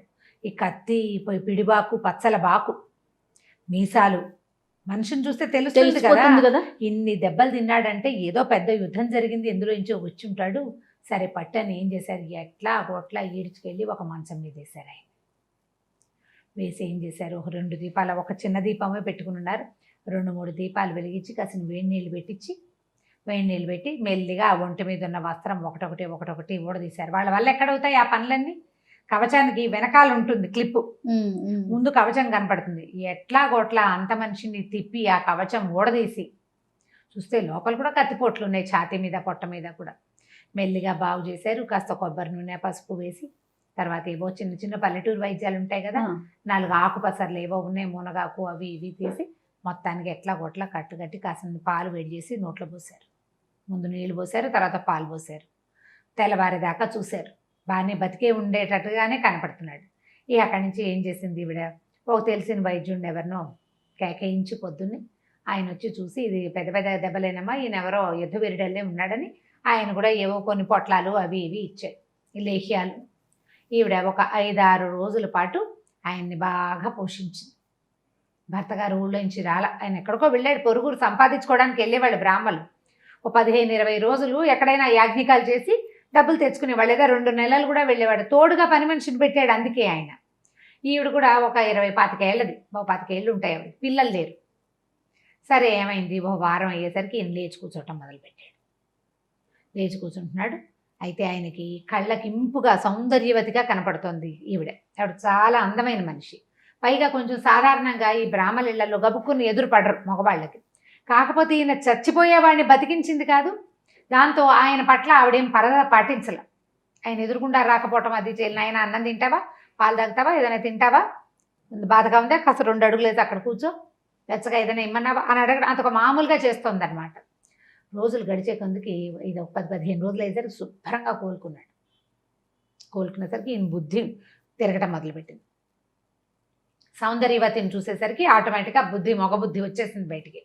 ఆమెని అడిగాడు, నాకు నీ పొందు కోరుతున్నాను నేను. ఆమె కేకలిస్తుంది, చచ్చిపోయేవాడిని బతికించాను, సొంత బిడ్డవి అనుకుని నువ్వు దేశానికి సేవ చేసేవాడివి, ఈ దేశాన్ని రక్షించగలిగే బ్రాహ్మడి భార్యని నేను, నువ్వు నాకు కొడుకుతో సమానం, నీ ప్రాణం నేను పోసింది, ఈ ఆలోచన మార్చుకో, ఇది మంచి ఆలోచన కాదు, ఎవరిని కోరాలి ఎవరిని కోరకూడదు అనేది ఒక ఇంగితం ఉండాలి మనుషులకి. నువ్వు ఇంగితం లేకపోయాకు నువ్వు బతికుండి ప్రయోజనం లేదు, ఏదైనా విషం పెట్టి చంపేయమంటే చంపేస్తా నేను ఆ రోజు నిన్ను వాకిట్లో వదిలేసినా నువ్వు చచ్చిపోయేవాడివి, ఓనే ఇంత కష్టపడిన వాడు, ఇంత యుద్ధం చేసి వచ్చిన వాడిని బతికించాలని సాటి మనిషివని జాలిపడ్డందుకు నీకు ఇట్లాంటి ఆలోచన వచ్చింది. ఈ చెడు ఆలోచనలు మంచివి కాదు, ఇట్లాంటివి ఆలోచన, నువ్వు ఎంత గొప్పవాడివైనా, నీకు ఎంత డబ్బున్నా, నువ్వెంత సౌందర్యవంతుడివి, ఎంత బలశాలివైనా నీ మీద నాకు వ్యామోహం లేదు, నువ్వు చావబోతూ బతికిన వాడివి, మనిషివి, అది తప్ప రెండో భావం నీ పట్ల నాకు లేదు, ఇట్లా పిచ్చి వేషం వేయొద్దని ఖచ్చితంగా చెప్పేసేసరికల్లా ఆయన సర్దుకున్నాడు. కాదని బలవంత పెట్టలే, కానీ అక్కడే ఉంటే మనసు ఎంతసేపు ఆవిడ మీదకి లాగుతోంది అతనికి. అందుకని ఏం చెప్పాడు, దండం పెట్టి, అమ్మ నేను వెళ్ళిపోతాను, ఇంకా కాలు కొంచెం కుంటుతున్నాడు, పర్వాలేదు ఇక్కడే ఉంటే నేను ఏ క్షణంలో నేను ఎట్లా ప్రవర్తిస్తానో, నేను మృగాన్ని అయిపోతానేమోనని నాకు భయంగా ఉంది, నేను వెళ్ళిపోతానన్నాడు. అనేసరికల్లా సరే ఏమంటే నీ ఇష్టం, వెళ్ళిపోయాడు. అతను వెళ్ళిపోయిన ఒక 10-15 రోజులకి బ్రాహ్మణ ఆయన వచ్చాడు. ఇప్పుడు ఈ ఇంట్లో ఏం జరిగింది అనేది రాజవైద్యుడికి తెలుసు, ఆ ఊరి వైద్యుడికి తెలుసు, పని మనిషికి తెలుసు, చుట్టుపక్కల వాళ్ళు కూడా తెలుసుకున్నారు. అక్కడేం పెద్ద విశేషం రహస్యం ఏం లేదు. కాకపోతే ఈయన వచ్చి పొద్దున్నే తను తెచ్చిన సామాన్లను ఇంట్లో పెట్టి సంధ్యావందనం చేసుకోవడానికి చెరువుకి వెళ్ళాడు. ఆ చెరువు దగ్గర ఒక మంగళవాళ్ళ కుటుంబం ఉంటుంది. ఆవిడకి ఏంటంటే ఈ సువర్ణమాల చక్కదనం పట్ల కుళ్ళిపోతాను, కొంతమందికి ఉంటుంది చూడు, ఒక అకారణమైన కుళ్ళు, వాళ్ళకి మనకి ఏ సాపత్యము ఉండదు. అయినా కూడా వాళ్ళకి పేరు వచ్చినా భరించలేరు, వాళ్ళు మంచి వాళ్ళన్నా భరించలేరు, వాళ్ళు అందంగా ఉన్నారన్నా తట్టుకోలేరు, ఏ కారణం అక్కడ అకారణమైన కుళ్ళిపోతనం ఉంటుంది, అక్కసు వెళ్ళబోసుకుంటూనే ఉంటారు. మంగళమ్మాయికి బ్రాహ్మణ గృహిణికి ఏం సాపత్యం, ఈవిడ మీద ఆ అమ్మాయికి అక్కసు ఉండాల్సిన అవసరం ఉందా? పల్లెటూళ్ళల్లో ఇలాంటివి నోటి వాదన, మన ఊళ్ళో కూడా ఉంటారు, అనుమానం ఏంది. ఊళ్ళో అవకాశం కుదిరింది. ఆ అమ్మాయి ఏమందంటే, ఏమండి అయ్యగారు ఎప్పుడు వచ్చారు, మొన్నటి దాకా మీ ఇంట్లో ఎవరో ఒక పెద్ద ఆయన ఉండేళ్ళాడుగా, అమ్మగారికి చాలా స్నేహితం కాబోలు అన్నది. అనేసరికి ఇంటికి ఒళ్ళు మండిపోయింది.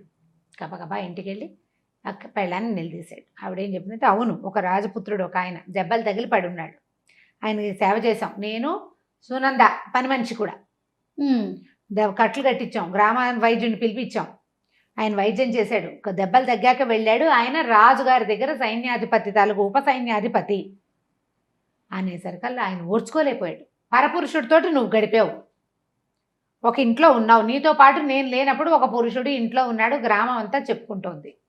ఇక్కడ ఎవరు గ్రామం? ఒక మంగళ స్త్రీ, ఒక ఆవిడ ఈయనకి చెప్పింది కాబట్టి. అక్కడి నుంచి ఈ భార్య ఎన్ని విధాలు నచ్చజెప్పినా ఆయన తన పెళ్ళాంతో ఒక మగవాడు తన ఇంట్లో ఉన్నాడన్న మాటని ఓర్చుకోలేకపోయాడు. భార్య ఎన్ని విధాలు చెప్పినా వినలా.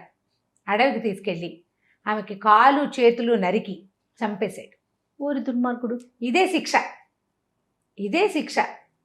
పరాయి పురుషుడితో గడిపిన ఆడదానికి ఇదే శిక్ష వెయ్యాలన్నాడు. చంపేశాడు. బ్రాహ్మడే నాకు స్త్రీ హత్యా పాతకం వచ్చినా సరే నీలాంటిది నా ఇంట్లో ఉండకూడదన్నాడు. ఉక్రోషం పట్టలేకపోయాడు అనమాట. అంతే. ఎప్పుడైతే ఇట్లా బ్రాహ్మడు ఈ సువర్ణమాలని సంహరించాడన్న మాట ప్రజల్లోకి వెళ్ళిందో ఆ రాజపుత్రుడికి తెలిసిపోయింది. ఇవి ఇలాంటి మాటలు దాగవు కదా, ఊళ్ళు దాటిపోతాయి. ఆ రాజపుత్రుడు ఆగ మేఘాల మీద పరిగెత్తుకొచ్చాడు. వచ్చి తెగ తిట్టిపోశాడు బ్రాహ్మణ్ణి. మహాతల్లి, ఎంత నేను ఆశ చూపించినా ఆమె లొంగలేదురా నాయన, అట్లాంటి దాన్ని చంపేస్తావా నువ్వు? ఇంత పని చేస్తావా? ఒక్క మాట అడగవు? చుట్టుపక్కల విచారించవా? నీ భార్య మీద నీకు నమ్మకం లేదా? ఇంత క్రూరమైన మరణమా? కనీసం వదిలేసినా బతికుండేది కదా. నా తల్లిని తీసుకెళ్ళి ఇంట్లోనే పెట్టుకుని కాపాడుకునేవాడిని. ఇంత పని చేసావు నువ్వని తెగ తిట్టిపోస్తాడు. నువ్వు చెప్పు ఇప్పుడు, నీ వల్లే నా భార్య చంపేశాను అంటే కత్తితో పొడుచుకుని చచ్చిపోవడానికి సిద్ధంగా ఉన్నాను నేను అన్నాడు. బ్రాహ్మడు నిర్ఘాంతపోయాడు. తను చేసిన పని ఇంత క్విక్గా మళ్ళీ తన వెనకాలకు వచ్చి వాడు నేనే మీ ఇంట్లో ఉన్నానని ఎవడైనా వస్తాడని ఊహించలే. పాపం భార్య ఎంత చెప్పినా తను వినలేదు. నా భార్య ఎవరితోటైనా ఉందన్న ఊహంత తట్టుకోలేకపోయాడు. అంతే. అది వేరే స్త్రీ ద్వారా వినడం ఆయన తట్టుకోలేకపోయాడు. అక్కడి నుంచి రాజపుత్రుడు ఏడుస్తూ వెళ్ళిపోయాడు. నీ వల్ల మహాతల్లి చచ్చిపోయింది, నువ్వు ఎంత ఇది చేసావు, నీ ఇంత దుర్మార్గుడుగా ఎందుకున్నావు? బ్రాహ్మడికి ఆలోచన సహనం ఉండద్దా? నువ్వు సహనం ఉండాల్సిన జాతి కదా అనేది. నాపోటి వాడు ఉద్రేకపడచ్చు, నువ్వెందుకు ఉద్రేకపడ్డావు అని నా మాటలు అన్నాడు. వెళ్ళాడు ఏడుస్తూ. వెళ్ళేసరికల్లా ఈ బ్రాహ్మడికి ఇంట్లో ఉండలేకపోయాడు. సన్యసించి ఇల్లు వదిలిపెట్టి కాశీ వెళ్ళిపోయాడు. అయితే ఈ క్షత్రియుడు, ఈ వెళ్ళే రాజపుత్రుడు ఉన్నాడు కదా, ఆయన చాలా దుఃఖపడి తన వల్ల ఒక పండు లాంటి సంసారం పాడైపోయిందని, వాళ్ళ ఇంట్లో పడకుండా నేను రోడ్డు మీద పడిపోయినా బాగుండేది, గ్రామాధికారి ఎవరో రక్షించేవాడు, రక్షించకపోతే చచ్చిపోయేవాడిని, వృధాగా నన్ను కాపాడిన మహాతల్లి చచ్చిపోయింది, ఆయనేమో దేశాల పాలైపోయాడు, వాళ్ళ సంసారము పాడైపోయింది అని దుఃఖంతో రాజపుత్రుడు పోడ్చుకుని చచ్చిపోయాడు అని ఈ కథ చెప్పాడు ధీనిధి ఈవిడికి, చంద్రకళాదేవికి ఈ కథ అంతా చెప్పాడు.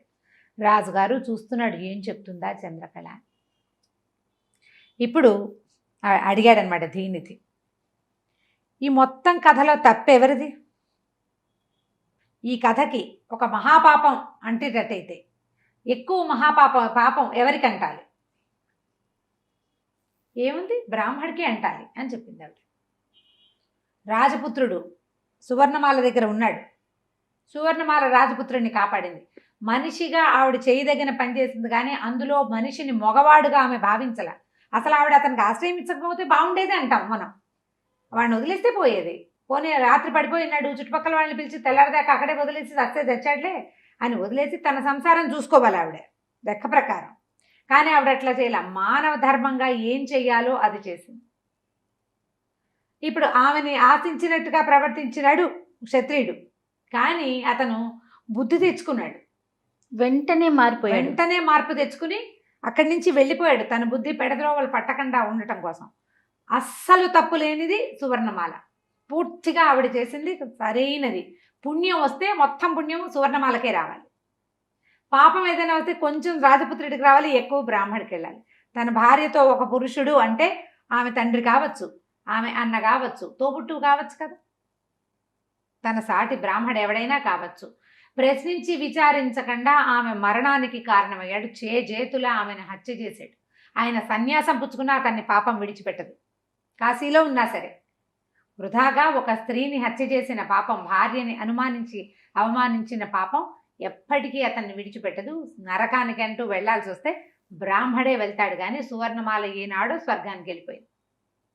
రాజపుత్రుడు కూడా తన జాతికి సరైన పని చేశాడు. అతను పొడుచు చచ్చిపోయాడు, అతనికి వీరమరణం వచ్చింది. తన వల్ల జరిగిన ఒక తప్పుకి ప్రాయశ్చిత్తంగా మరణించిన రాజపుత్రుడు కూడా స్వర్గానికే వెళ్తాడు. ఈ బ్రాహ్మడు మాత్రం వాడికి రౌరవాది నరకాలు తప్పవు. వాడు సన్యాసం పుచ్చుకో, కాశీలోకి వెళ్ళు, వైకుంఠానికి వెళ్ళినా సరే వాడికి పాపం తప్పదు. రాజుగారు హతాశుడైపోయాడు. ఎక్కడ తొట్టుపడదే ఈవిడ, ఏమనాలి? ఆడదిగా సహజంగా ఆవిడ ఏమనొచ్చు? మామూలుగా మనకి ఎందుకు వచ్చింది? అనవసరంగా పరాయి మగాడిని ఇంట్లో తెచ్చుకుంది ఆవిడ. ఈ కొంపంతకు పాడు చేసుకుంది కదా. గబుక్కుని మనమైనా అట్లా అంటాం కదా. కానీ ఆవిడ అలా ఎంత శాస్త్ర ప్రకారం విడదీసి కరెక్ట్గా చెప్పిందంటే రాజుగారు అనుకున్నాడు, ఈవిడ నాకు దొరకదిహా. ఈ దీనిది అన్ని దిక్కుమాల ప్రశ్నలే, పిచ్చి కథలే చెప్తున్నాడు. ఏ ప్రశ్న చెప్పినా, ఏ కొత్త చెప్పి ఏ క్వశ్చన్ అడిగినా ఆవిడ చిటుకుమని చక్కగా ఇన్ షేప్ కత్తిరించేస్తుంది. ఆవిడ షేప్ గీసిన దాని మీద కత్తిరించడం సులువు, కట్ చేసేస్తుంది. సరే ఇంకేం చేస్తాడు? బిక్కమొహం వేసుకుని చూస్తున్నాడు. ఆవిడ లేచి వెళ్ళి నవ్వు మొహం పెట్టుకుని రాజుగారిని చూసుకుంటూ వెళ్ళిపోయింది లోపలికి. దీనిది కేసు చూశాడు దిగులుగా రాజు. ఏంట్రా నాయనా అని. పర్వాలేదు, నువ్వు కంగారు పడకు, చాలా సమయం ఉంది. దీనిదికి ఒక పాయింట్ ఏమర్థమైందంటే, ఆవిడ కథ చెప్పేవాడి వైపు చూస్తోంది కానీ ఆవిడ దృష్టి అంతా రాజు మీద ఉంది. కళ్ళు ఇక్కడ ఉన్నాయి, చెవులు ఇక్కడ ఉన్నాయి, ఆవిడ దృష్టి ఆయన మీద ఉంటుంది, మనసు దృష్టి అటు ఉంటుంది. తర్వాత రెండోది, ఆయన సౌందర్యం ఎలాంటిది? రాజు మహాద్భుతంగా ఉంటాడని చెప్పాము.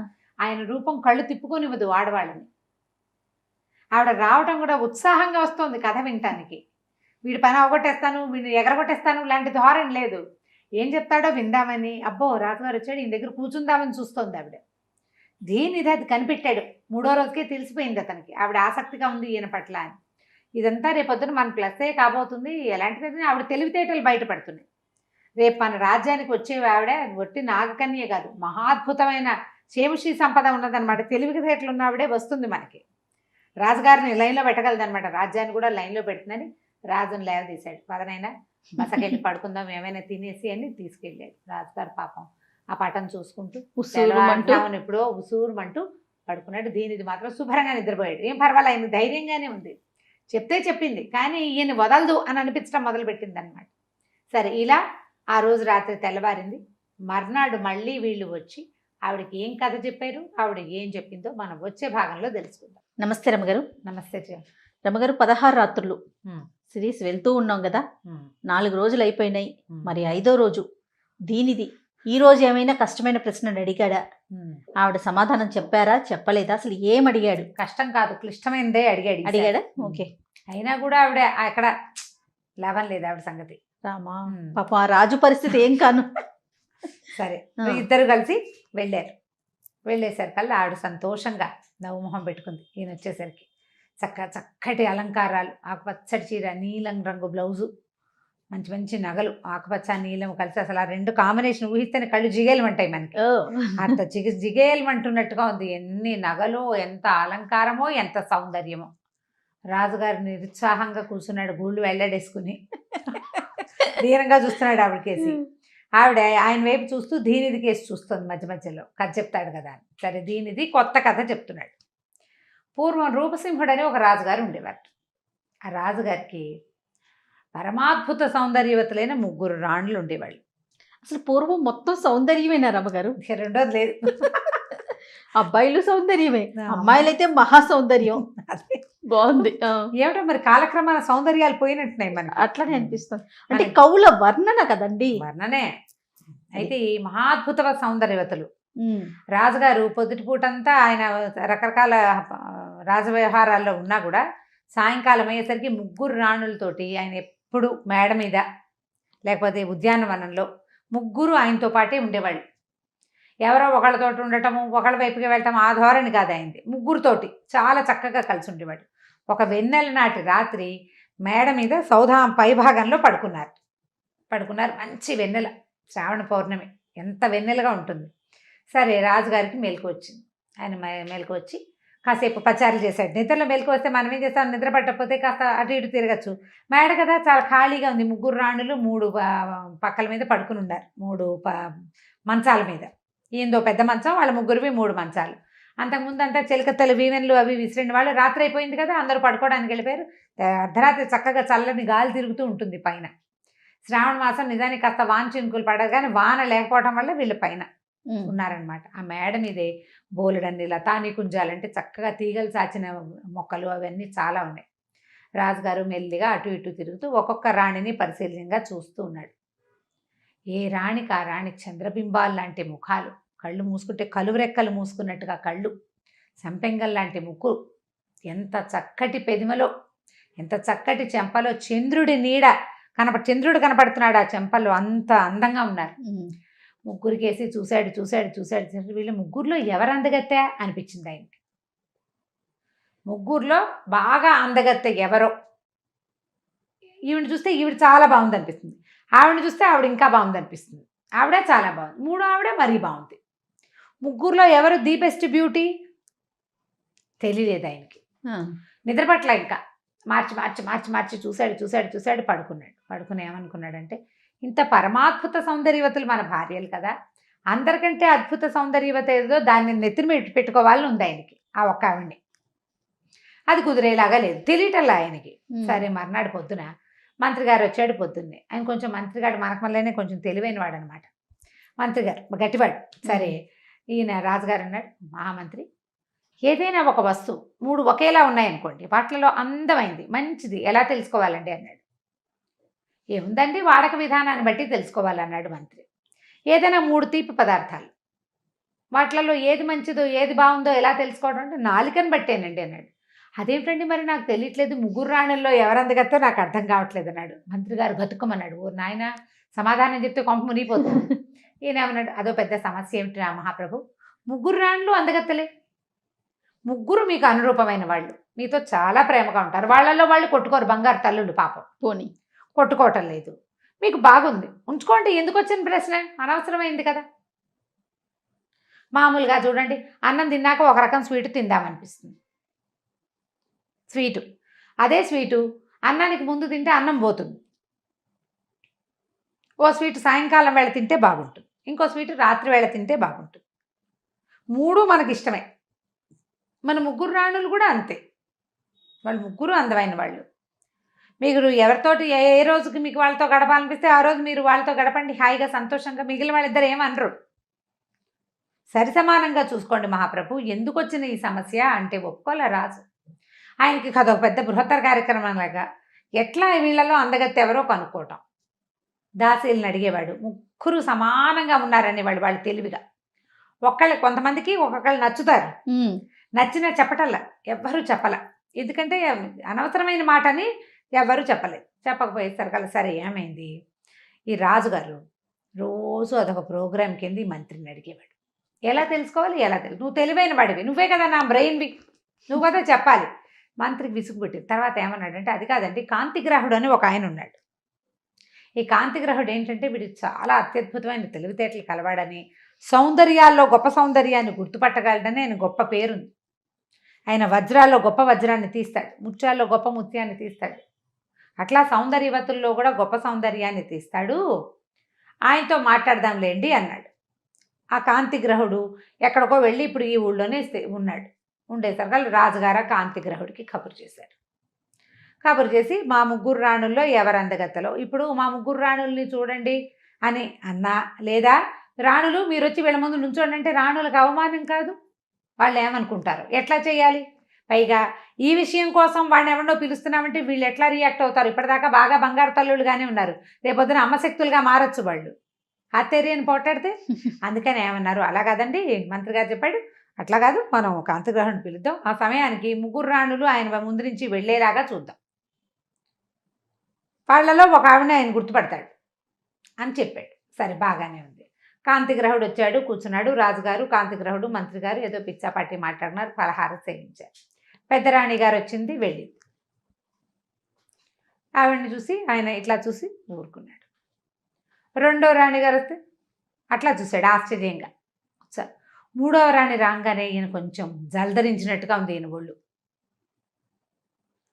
ఎక్కువ, అంటే అని గతుక్కుమన్నాడు అనమాట. ఒకసారి ఉలిక్కిపడ్డాడు, అంటే ఒక ఎక్సైట్ అయ్యాడు, అది కనపడింది. సరే అయిపోయింది. రాజుగారు అడిగారు, ముగ్గురు రాణులు నీ ముందు నుంచి వెళ్ళారు కదా, వీళ్ళు ముగ్గురులో ఎవరు అందగత్తో చెప్పమన్నాడు. వీడు గతుక్కుమన్నాడు. ఎవరు అందగత్తో చెబితే ఏమవుతుందో, నా భార్యలను చూసావా అంటాడేమో రాజు. ఒకటి పోనీ ఒక ఆవిడ బాగుందంటే మిగిలిన రాణులు ఇద్దరిని రాజుగారు వదిలేస్తాడేమో. వాళ్ళ అమ్మా నాన్నలు ఊరుకుంటారు? వాళ్ళు ఊరుకుంటారా పోనీ? అందుకని ఏమన్నాడు, అయ్యా కొంచెం సమయం కావాలండి, కొద్దిగా గుణగ్రహణం చేశాను ఇప్పుడే కదా, కొద్దిగా ఆలోచించుకుని చెబుతానన్నాడు. చెప్తానని వెళ్ళిపోయాడు. వెళ్ళిపోయి ఏమనుకున్నాడు, నిజానికి ఈ ముగ్గురులో మూడోసారిగా వచ్చిన ఆవిడని చూసే వీడు గతుకమన్నాడు. ఆవిడ ఎక్కువ అందగత్తే. ఆ మాట చెప్తే వీళ్ళు ఏం చేస్తారో తెలియదు, భయం. భయం. అందుకని ఏం చేశాడంటే ఉత్తరం రాసి పంపించాడు రాజుగారికి. నేను పెద్దగా తెలుసుకోలేకపోయాను, అంత ముగ్గురు సమానమైన సౌందర్యవతులే, కానీ మీరు నాకేం బహుమతులు అవి ఇవ్వక్కర్లేదు, నాకు ప్రత్యేకంగా తెలీదు, నేను ఈ రాత్రే వెళ్ళిపోతున్నాను ఊరి నుంచి అని ఉత్తరం రాసి పంపించేసి వెంటనే సరే మంత్రి గారు అన్నాడు, చూసారా ఎవరు చెప్పరండి, ఆయనకు తెలిసినా ఆయన చెప్పటం లేదు అనేసరికి రాజు ఒప్పుకోవాలి. అలా కాదు, వాడు ఎలా వెళ్ళిపోతాడు, నా పెళ్ళాలను చూసి వెళ్ళిపోతాడా వాడు? చూశాడు, రాణులు చూశాడు కదా, పోనీ విషయం తేల్చి చెప్తే పరీక్షించాడు అనుకోవచ్చు, చూసి వెళ్ళిపోవడానికి కుదరదు. వాడు ఏదైనా ఒక ట్రిక్ చెప్పు, ఆ ఒక ట్రిక్ ప్రకారం మనం ఇది తెలుసుకోవాలి వాడి దగ్గర నుంచి అంటే మంత్రి గారు ఒక ట్రిక్ రాజుగారికి చెప్పాడు. ఆ ప్రకారం అప్లై చేసిన రాజుగారు ఎవరు అందగత్తో తెలుసుకున్నారు. తెలుసుకున్న తర్వాత ఆయన మిగిలిన రాణుల్ని పక్కబెట్టి, కాంతిగ్రహుడు వెళ్ళిపోయాడు, రాణులిద్దరిని పక్కబెట్టి ఒక రాణితో ఆయన ప్రేమగా ఉండటం మొదలుపెట్టాడు. ఆవిడ ఎక్కువ అద్వితీయ సౌందర్యవతి కాబట్టి. ఈ మిగిలిన ఇద్దరు రాణులకి తెలిసింది ఈయన మనతో సరిగ్గా ఉండట్లేదు. ఇదివరకు ముగ్గురిని సమానంగా చూసుకునేవాడు ముద్దుగా, అందుకని కొట్టుకునేవాళ్ళు కాదు. ఇప్పుడు వీళ్ళిద్దరికి అసలు రాకుండా వాళ్ళని తన దగ్గరికి పిలవకుండా ఈవిడ దగ్గరికే వెళ్తాడు, ఆవిడే ఆయనతో పాటు తిరుగుతూ ఉంటుంది. నెలలు గడిచే కొందికి రాణులిద్దరికి ఒళ్ళు మండిపోయింది. ఒళ్ళు మండి విషప్రయోగం చేయించారు ఆ రాజుగారికి ప్రీతమురాలైన రాణి మీద. ఆవిడ మరణించింది. రాజు కోపించాడు, రాణులిద్దరిని జైల్లో పెట్టించాడు. ఈ దిక్కుమాలిన ఐడియా వల్ల ఆయనకి ప్రీతమురాలు అందగత్తె అయిన భార్య ఏమో పోయింది, దగ్గరగా అంత ప్రీతములు అంత అందగత్తెలు అయిన అమ్మాయిలు ఇద్దరు వెళ్ళి జైల్లో కూర్చున్నారు. మంత్రి గారు ఇక ఇంకేం చేస్తాడు, రాజుకు ఒక సాధారణ స్త్రీని తెచ్చి వివాహం చేసి ఈవిడతో ఉండండి, మీకు ఇదే సరిపోతుందని చెప్పాడు. ఇక్కడ ఆపాడు మన దీనిది. ఏ ట్రిక్ తోటి కాంతిగ్రహుడు దగ్గర నుంచి ఎవరు అందగతో సర్వోత్కృష్ట సౌందర్యవతి ఎవరు అనేది తెలుసుకున్నారో చెప్పమన్నాడు. మంత్రి గారు ఒక ట్రిక్ చెప్పాడు, చెప్పాం కథలో. రాజు అది ఇంప్లిమెంట్ చేశాడు, అది కూడా చెప్పాం. ఏం ట్రిక్ చెప్పాడో మనం చెప్పలే, దీనిది చెప్పలేదు. ఏ ట్రిక్ ప్రకారం కాంతిగ్రహుడికి మనసు దోచిన అత్యద్భుత సౌందర్యవతిని రాజు తెలుసుకున్నాడు. ఆవిడ ఒక్క క్షణం కూడా ఆలోచించలే, సమాధానం చెప్పేసింది. ఏం చేశాడు, ఏం చేసుంటాడు, ప్రేక్షకులు ఎవరైనా చెప్పగలరా? నీకు ఇంతకు ముందు కథలో అదేముంది సమాధానం అనిపించింది, ఏది ఇప్పుడు చెప్పు. ఇప్పుడు అనిపించట్లేదు రమ్మగారు. ఇది టఫ్. ఏం చేసుంటారు, ముగ్గురు రాణుల పేర్లతోటి 3 ఉత్తరాలు రాసి పంపించారు కాంతిగ్రహుడికి. నువ్వు మాకెంతో నచ్చావు, నిన్ను కలుసుకోవడానికి మేము సిద్ధంగా ఉన్నాం, ఫలానా సమయానికి రమ్మని ముగ్గురు రాణులతోటి 3 ఉత్తరాలు రాయించి పంపించారు. ఈయన ఒక రాణిని చూసి ఊరికే చూసి ఊరుకున్నాడు, రెండో ఆవిడని చూసి కొంచెం ఉత్సాహపడ్డాడు, అంటే కాస్త చూశాడు ఆసక్తికరంగా. మూడో ఒక ఆవిడని చూసి మాత్రం ఈయన కొంచెం ఎక్సైట్ అయిపోయాడు. ఈయన ఏమనుకున్నాడు, వీళ్ళిద్దరి సంగతి మనకెందుకు, మనం ఎవరిని చూసి ఎక్సైట్ అయ్యాడు, ఆయనకి ఆవిడే మహాద్భుత సౌందర్యవతి, మిగిలిన 2 సౌందర్యాలే, కానీ పరిగెత్తి దూకేసి కావలించుకుందాం అనిపించలా. అనిపించిన ఆవిడ ఉత్తరాన్ని ఫాలో అయ్యి అక్కడికి వచ్చాడు కాంతిగ్రహుడు. మంత్రి భలే తెలివైనోడు. ఏ ఉత్తరాన్ని చూసుకుని అతను ఏ ప్రాంతానికి వచ్చాడో ఆవిడ అత్యద్భుత సౌందర్యవతి అని వీళ్ళు తెలుసుకున్నారు. తెలుసుకుని రాజుగారు ఏం చేశాడు, రాణులిద్దరిని పక్క పెట్టి ఈవిని పట్టుకున్నాడు. కాంతిగ్రహుడు పారిపోయాడు. అక్కడికి వెళ్ళాడు, వెళ్తే అక్కడ ఎవరు లేరు. కాంతిగ్రహుడికి ఏదో జరుగుతోందని అనుమానం వచ్చి పారిపోయాడు అక్కడి నుంచి. వాడికి బహుమతి ఏమి ఇవ్వలే వీళ్ళు, కానీ సమాధానం మాత్రం తెలుసుకున్నారు. చెప్పేసింది అంతే కదా. ఇంకా అంచేత కాంతిగ్రహుడు ఎవరిని ఉత్తరాన్ని ఫాలో అయ్యి అక్కడికి వెళ్ళుంటాడో ఆవిడే మహాద్భుత సౌందర్యవతని రాజుగారు తెలుసుకున్నాడు. ఆ రాణితోటి ఆయన ఎక్కువ ప్రేమగా ఉండి మిగిలిన వాళ్ళిద్దరిని చేశాడు. ఈ ట్రిక్ ప్లే చేశారు. అందువల్లనే అతని కాంతిగ్రహుడు సమాధానం దొరికేసింది. అతను చెప్పకపోయినా అతని క్రియ వల్ల ఏమంటారంటే అతని తలకు ప్రవర్తన వల్ల వాళ్ళకి నిజం తెలిసిపోయింది. ఇలా చేసి ఉంటారు అనగానే దీనిది నిశ్శబ్దంగా ఊరుకున్నాడు. అదే సమాధానం. రాజుగారు హతాశుడైపోయాడు. నవనాడులు కుంగిపోయినాయి ఆయనకి. ఆవిడ కూడా దిగులుగా మొహం పెట్టుకుంది. వీడి కథలు అన్నీ చెప్పేస్తున్నాను నేను, ఎలాగరని చెప్పకుండా ఉండలేదు ఆవిడ. తనకు తెలిసిపోతుంది. సమాధానం తెలిస్తే చెప్పవలసిందే, తప్పకుండా కుదరదు.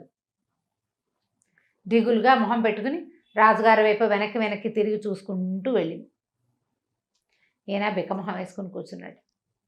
దీనిది బలవంతంగా లేవదీశాడు రాజుని. లేవయ్యాలే, ఇంకా 10 రోజులు ఉన్నాయిలే, రోజు వచ్చి ఆవిడని చూసే అవకాశం దొరుకుతుంది కదా నీకు, చెప్పు. ఓకే. ఆవిడ ఓ ప్రశ్న ఓ సమాధానం ఉంటే చచ్చేవాళ్ళం. 16 రోజులు పెట్టింది.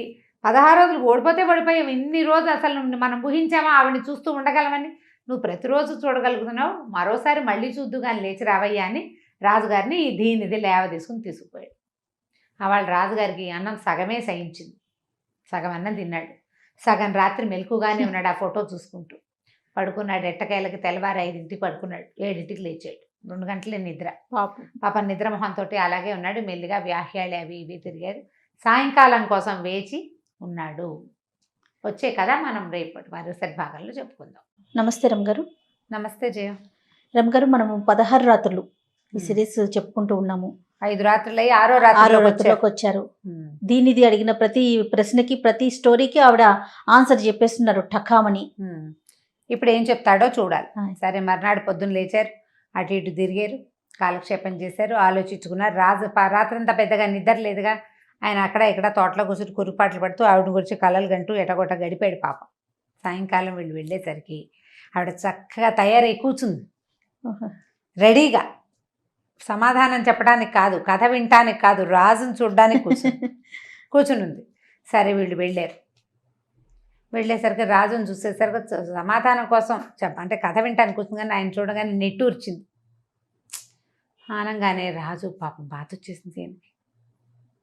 చాలా దిగులు పుట్టింది. ఏం చేయాలో తెలియలే. బతిమలాడుతున్నట్టుగా చూశాడు. దీనిదిని బాబు సరిగ్గా చెప్పరా ఏదో ఒకటి. దీనిదో నమస్కారం పెట్టాడు చంద్రకళాదేవికి. అమ్మ, పూర్వం ఒక ఊళ్ళో ఒక పచ్చి తిరుగుబోతు వాడు ఒకడు ఉండేవాడు. జులాయి వాడు బంగు తాగేసేవాడు, ఆటకాయితనంగా తిరిగేవాడు. అమ్మ నాన్న ఎవరూ లేరు.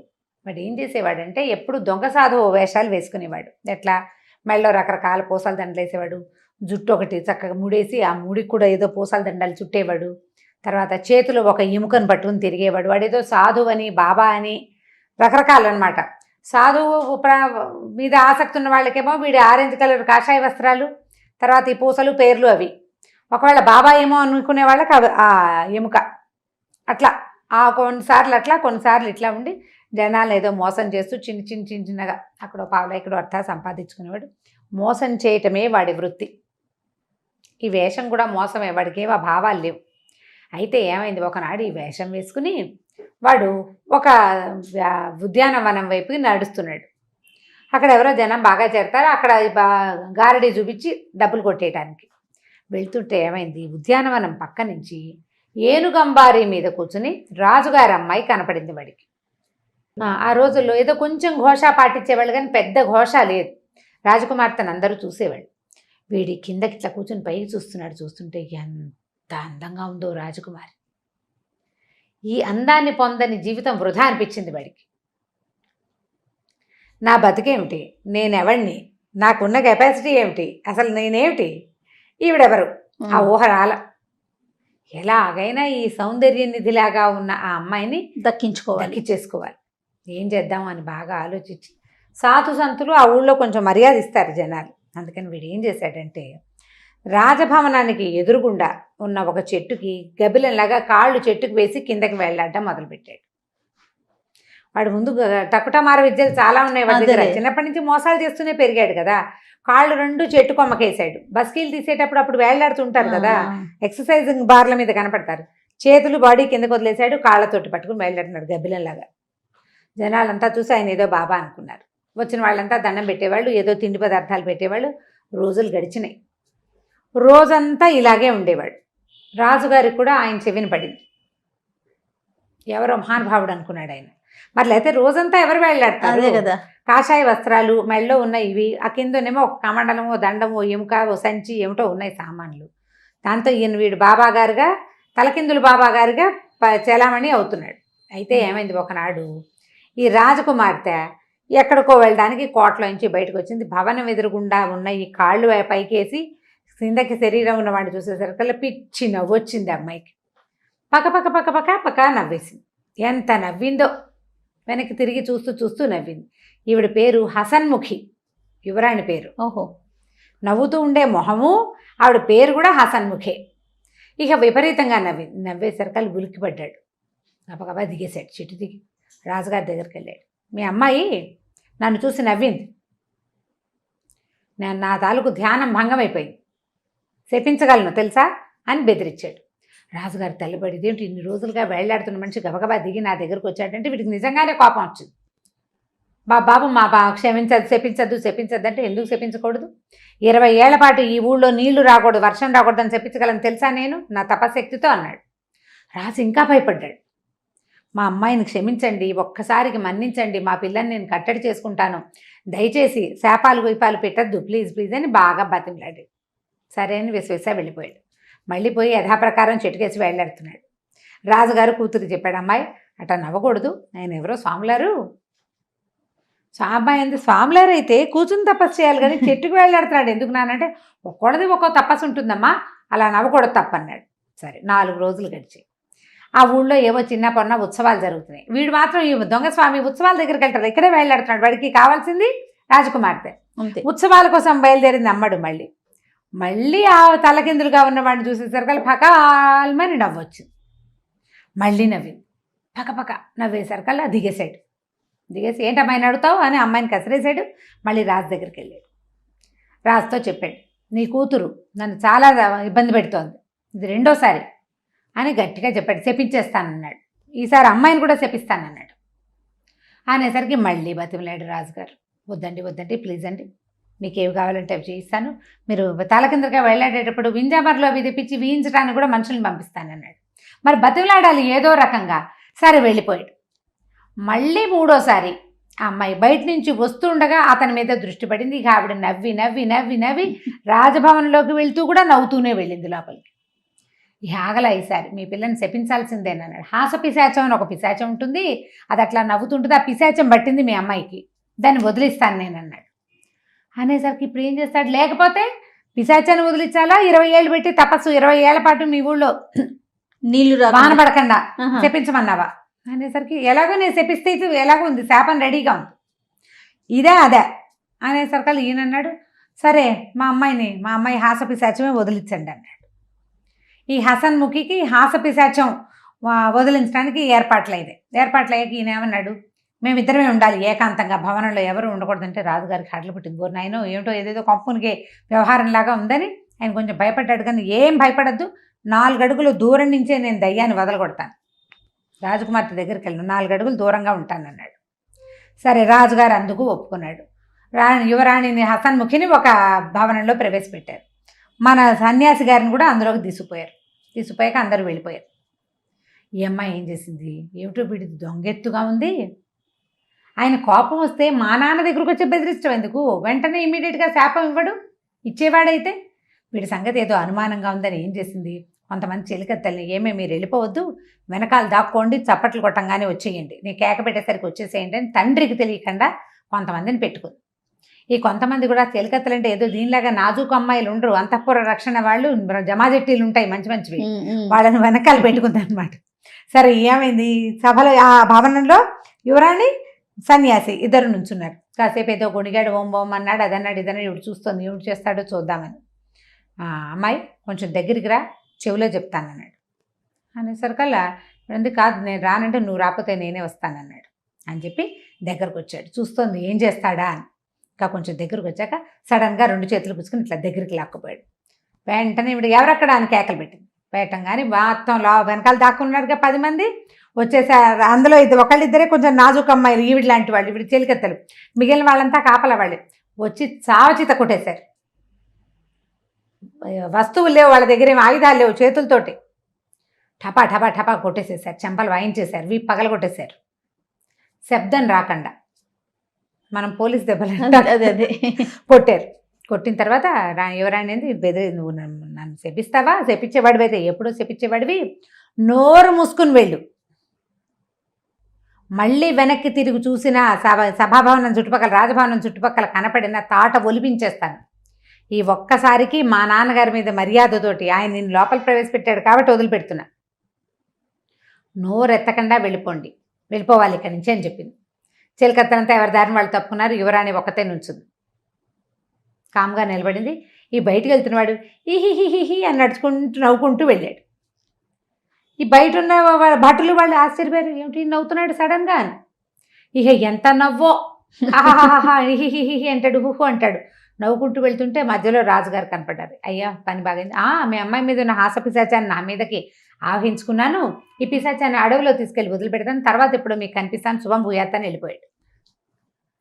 బయటికి వెళ్ళిపోయాక ఇప్పుడు ఇతను అడిగాడు ధీనిధి చంద్రకళని, దెబ్బలు తిన్నవాడు నవ్వుకుంటూ ఎందుకు వెళ్ళాడు? ఎందుకు నవ్వుతున్నాడు? పరువు పోతుందని మన ఉద్దేశం. అడిగాడు. ఆవిడేం చెప్తుందో చూద్దాం. ఇహిహి అని ఎందుకు వెళ్తున్నాడు చెప్పమనేసరికి ఆవిడ మొహం అని చిట్లు ఇచ్చింది. ఆవిడ చిట్లు ఇచ్చేసరికి మామూలుగా మొహం ఎలా ఉంటుంది, చంద్రబింబంలో ఉంటుందా, ఆ చంద్రబింబం కొంచెం వంకరపోయినట్టుండి ఎంత అందంగా ఉందట. రాజుగారు ఆ ప్రవాహాన్ని పడి కొట్టుకుపోయాడు, ఆ ముఖం చిట్లింపులో పడి. మొహం చిట్లించి ఇది ఒక ప్రశ్నేనా అన్నట్టు చెప్పి అనుకుంటుందన్నమాట. ఆవిడ ఏం చెప్పిందంటే, వాడికి ఇంకో దారి ఇది, యువరాణి నన్ను కొట్టిందని వాళ్ళు కొట్టారని చెప్పలేడు కదా. ఒకవేళ అలాంటిది ఏదైనా జరిగితే రాజు వదిలిపెడతాడా? రాజు వదిలిపెట్టాడు. అందుకని ఆమెకు హాస పిశాచం వదలగొడతానని చెప్పిన మాటను పెట్టుకుని వాడికి ఏం కావాలి? తన శక్తి మీద అంచనా లేదు, అవగాహన లేదు, రాజకుమార్తె కావాలి. దానికోసం ఏదో ఒక పిచ్చి ప్రయత్నం చేశాడు, దొరికాడు. ఇప్పుడు దాన్ని ఏ కామెంట్ చేసినా, ఏం కామ్గా నిశ్శబ్దంగా వెళ్ళిపోయినా, అవమాన భారంతో తలదించుకున్నా తెలిసిపోతుంది. ఇంకోలా ఏదైనా చేస్తే రాజకుమార్తె వెనకాల నుంచి ఏ బాణాలు వేస్తుందో తెలియదు. అందుకని నవ్వుతూ నటించుకుంటూ వెళ్ళాడు. మామూలుగా సాహసవంతులు ఏం చేస్తారు, ఏదైనా ఒక పని మొదలు పెడితే చివరిదాకా నిలబడతారు. ఇలాంటి వాళ్ళు ఉన్నారు కదా, ట్రై చేస్తారు, అయితే అవుతుంది, లేకపోతే తెలియదు. వాడికి ప్రాణం ఉండాలి, ప్రధానమైంది అంతే. అందుకని ప్రాణాలు దక్కించుకోవటం కోసం ఈకిలించుకుంటూ వెళ్ళాడు వాడు. కానీ సాహసవంతుడైతే ఏం చేస్తాడు, ఏ పని కోసం మొదలు పెట్టాడో, దేనికోసం ఇంత దూరం వచ్చాడో అది అయ్యేదాకా గట్టిగా పట్టుకుని ఉంటాడు అని చెప్పి లేచి వెళ్ళిపోతూ రాజుగారి వైపు సాభిప్రాయంగా చూసుకుంటూ వెళ్ళిపోయాడు. ఆవిడ హింట్ ఏమిటి, రాజుకు చెప్తోంది, చివరి దాకా వేచి ఉండు, నువ్వు మధ్యలోనే నీరసం వచ్చి విరహవేదంతో విసిగిపోయి పారిపోవద్దు, తప్పించుకోవద్దు. రాజుగారు వికమహం వేసుకుని కూర్చున్నాడు. ఏరా నాయన, 6వ రోజు కూడా అయిపోయింది, కథ బ్రహ్మాండంగా చెప్పావు. ఆవిడేమో సింపుల్గా సమాధానం చెప్పుకుని పోయింది. రాజుకు బుర్ర పనిచేయటల్లా, ఈ కథలో ఏమీ లేదు, అంత చెప్పలేని వ్యవహారం లేదనిపించట్లా ఆయనకి. ఆవిడ చెప్పేస్తుందని భయంగా ఉంది. బుర్రకు అసలు కథ ఎక్కటం లేదు. ఆవిడ నోట్లోంచి వచ్చిన మాటలు ఒకటే ఎక్కుతున్నాయి. కానీ ఆవిడ సాభిప్రాయంగా చూసింది ఒకటి, రెండోది ఆ మొహం చిట్లు ఇచ్చింది. అబ్బా ఏం సౌందర్యం రా నాయన, ఇంత సౌందర్యవంతంగా ఉంది అనుకుంటూ మెల్లిగా లేచి బయలుదేరారు. రాజుకి ఈవిడేం చెప్పిందంటే, చివరి దాకా ఉండాలి, 16వ రోజు దాకా నువ్వు ప్రాణాలు ఒగ్గబట్టుకో. మొదలుపెట్టాం, మన వల్ల కావట్లేదు. కొంతమంది అలా కూడా వెళ్ళిపోయారు. అవును, ఇవి చెప్పేస్తుంటే కొంతమంది పారిపోయారు మధ్యలోనే. చివరి దాకా ఉంటే ఏం చేస్తుందోనని వెళ్ళిపోవద్దని హింట్ అనమాట. నువ్వు వెళ్ళకు, రోజు రా వీడితో పాటు, నన్ను వచ్చి నాకు కనపడమని చెప్తోంది.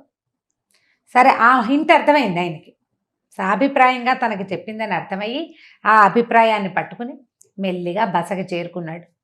భోజనం చేశాడు, ఏదో తిన్నాననిపించి ఆ చిత్రపటాన్ని దగ్గర పెట్టుకుని దాంతో కబుర్లు చెప్పుకుంటూ పడుకోకుండా అట్లా ఆవిడకేసి చూస్తూ ఉన్నాడట.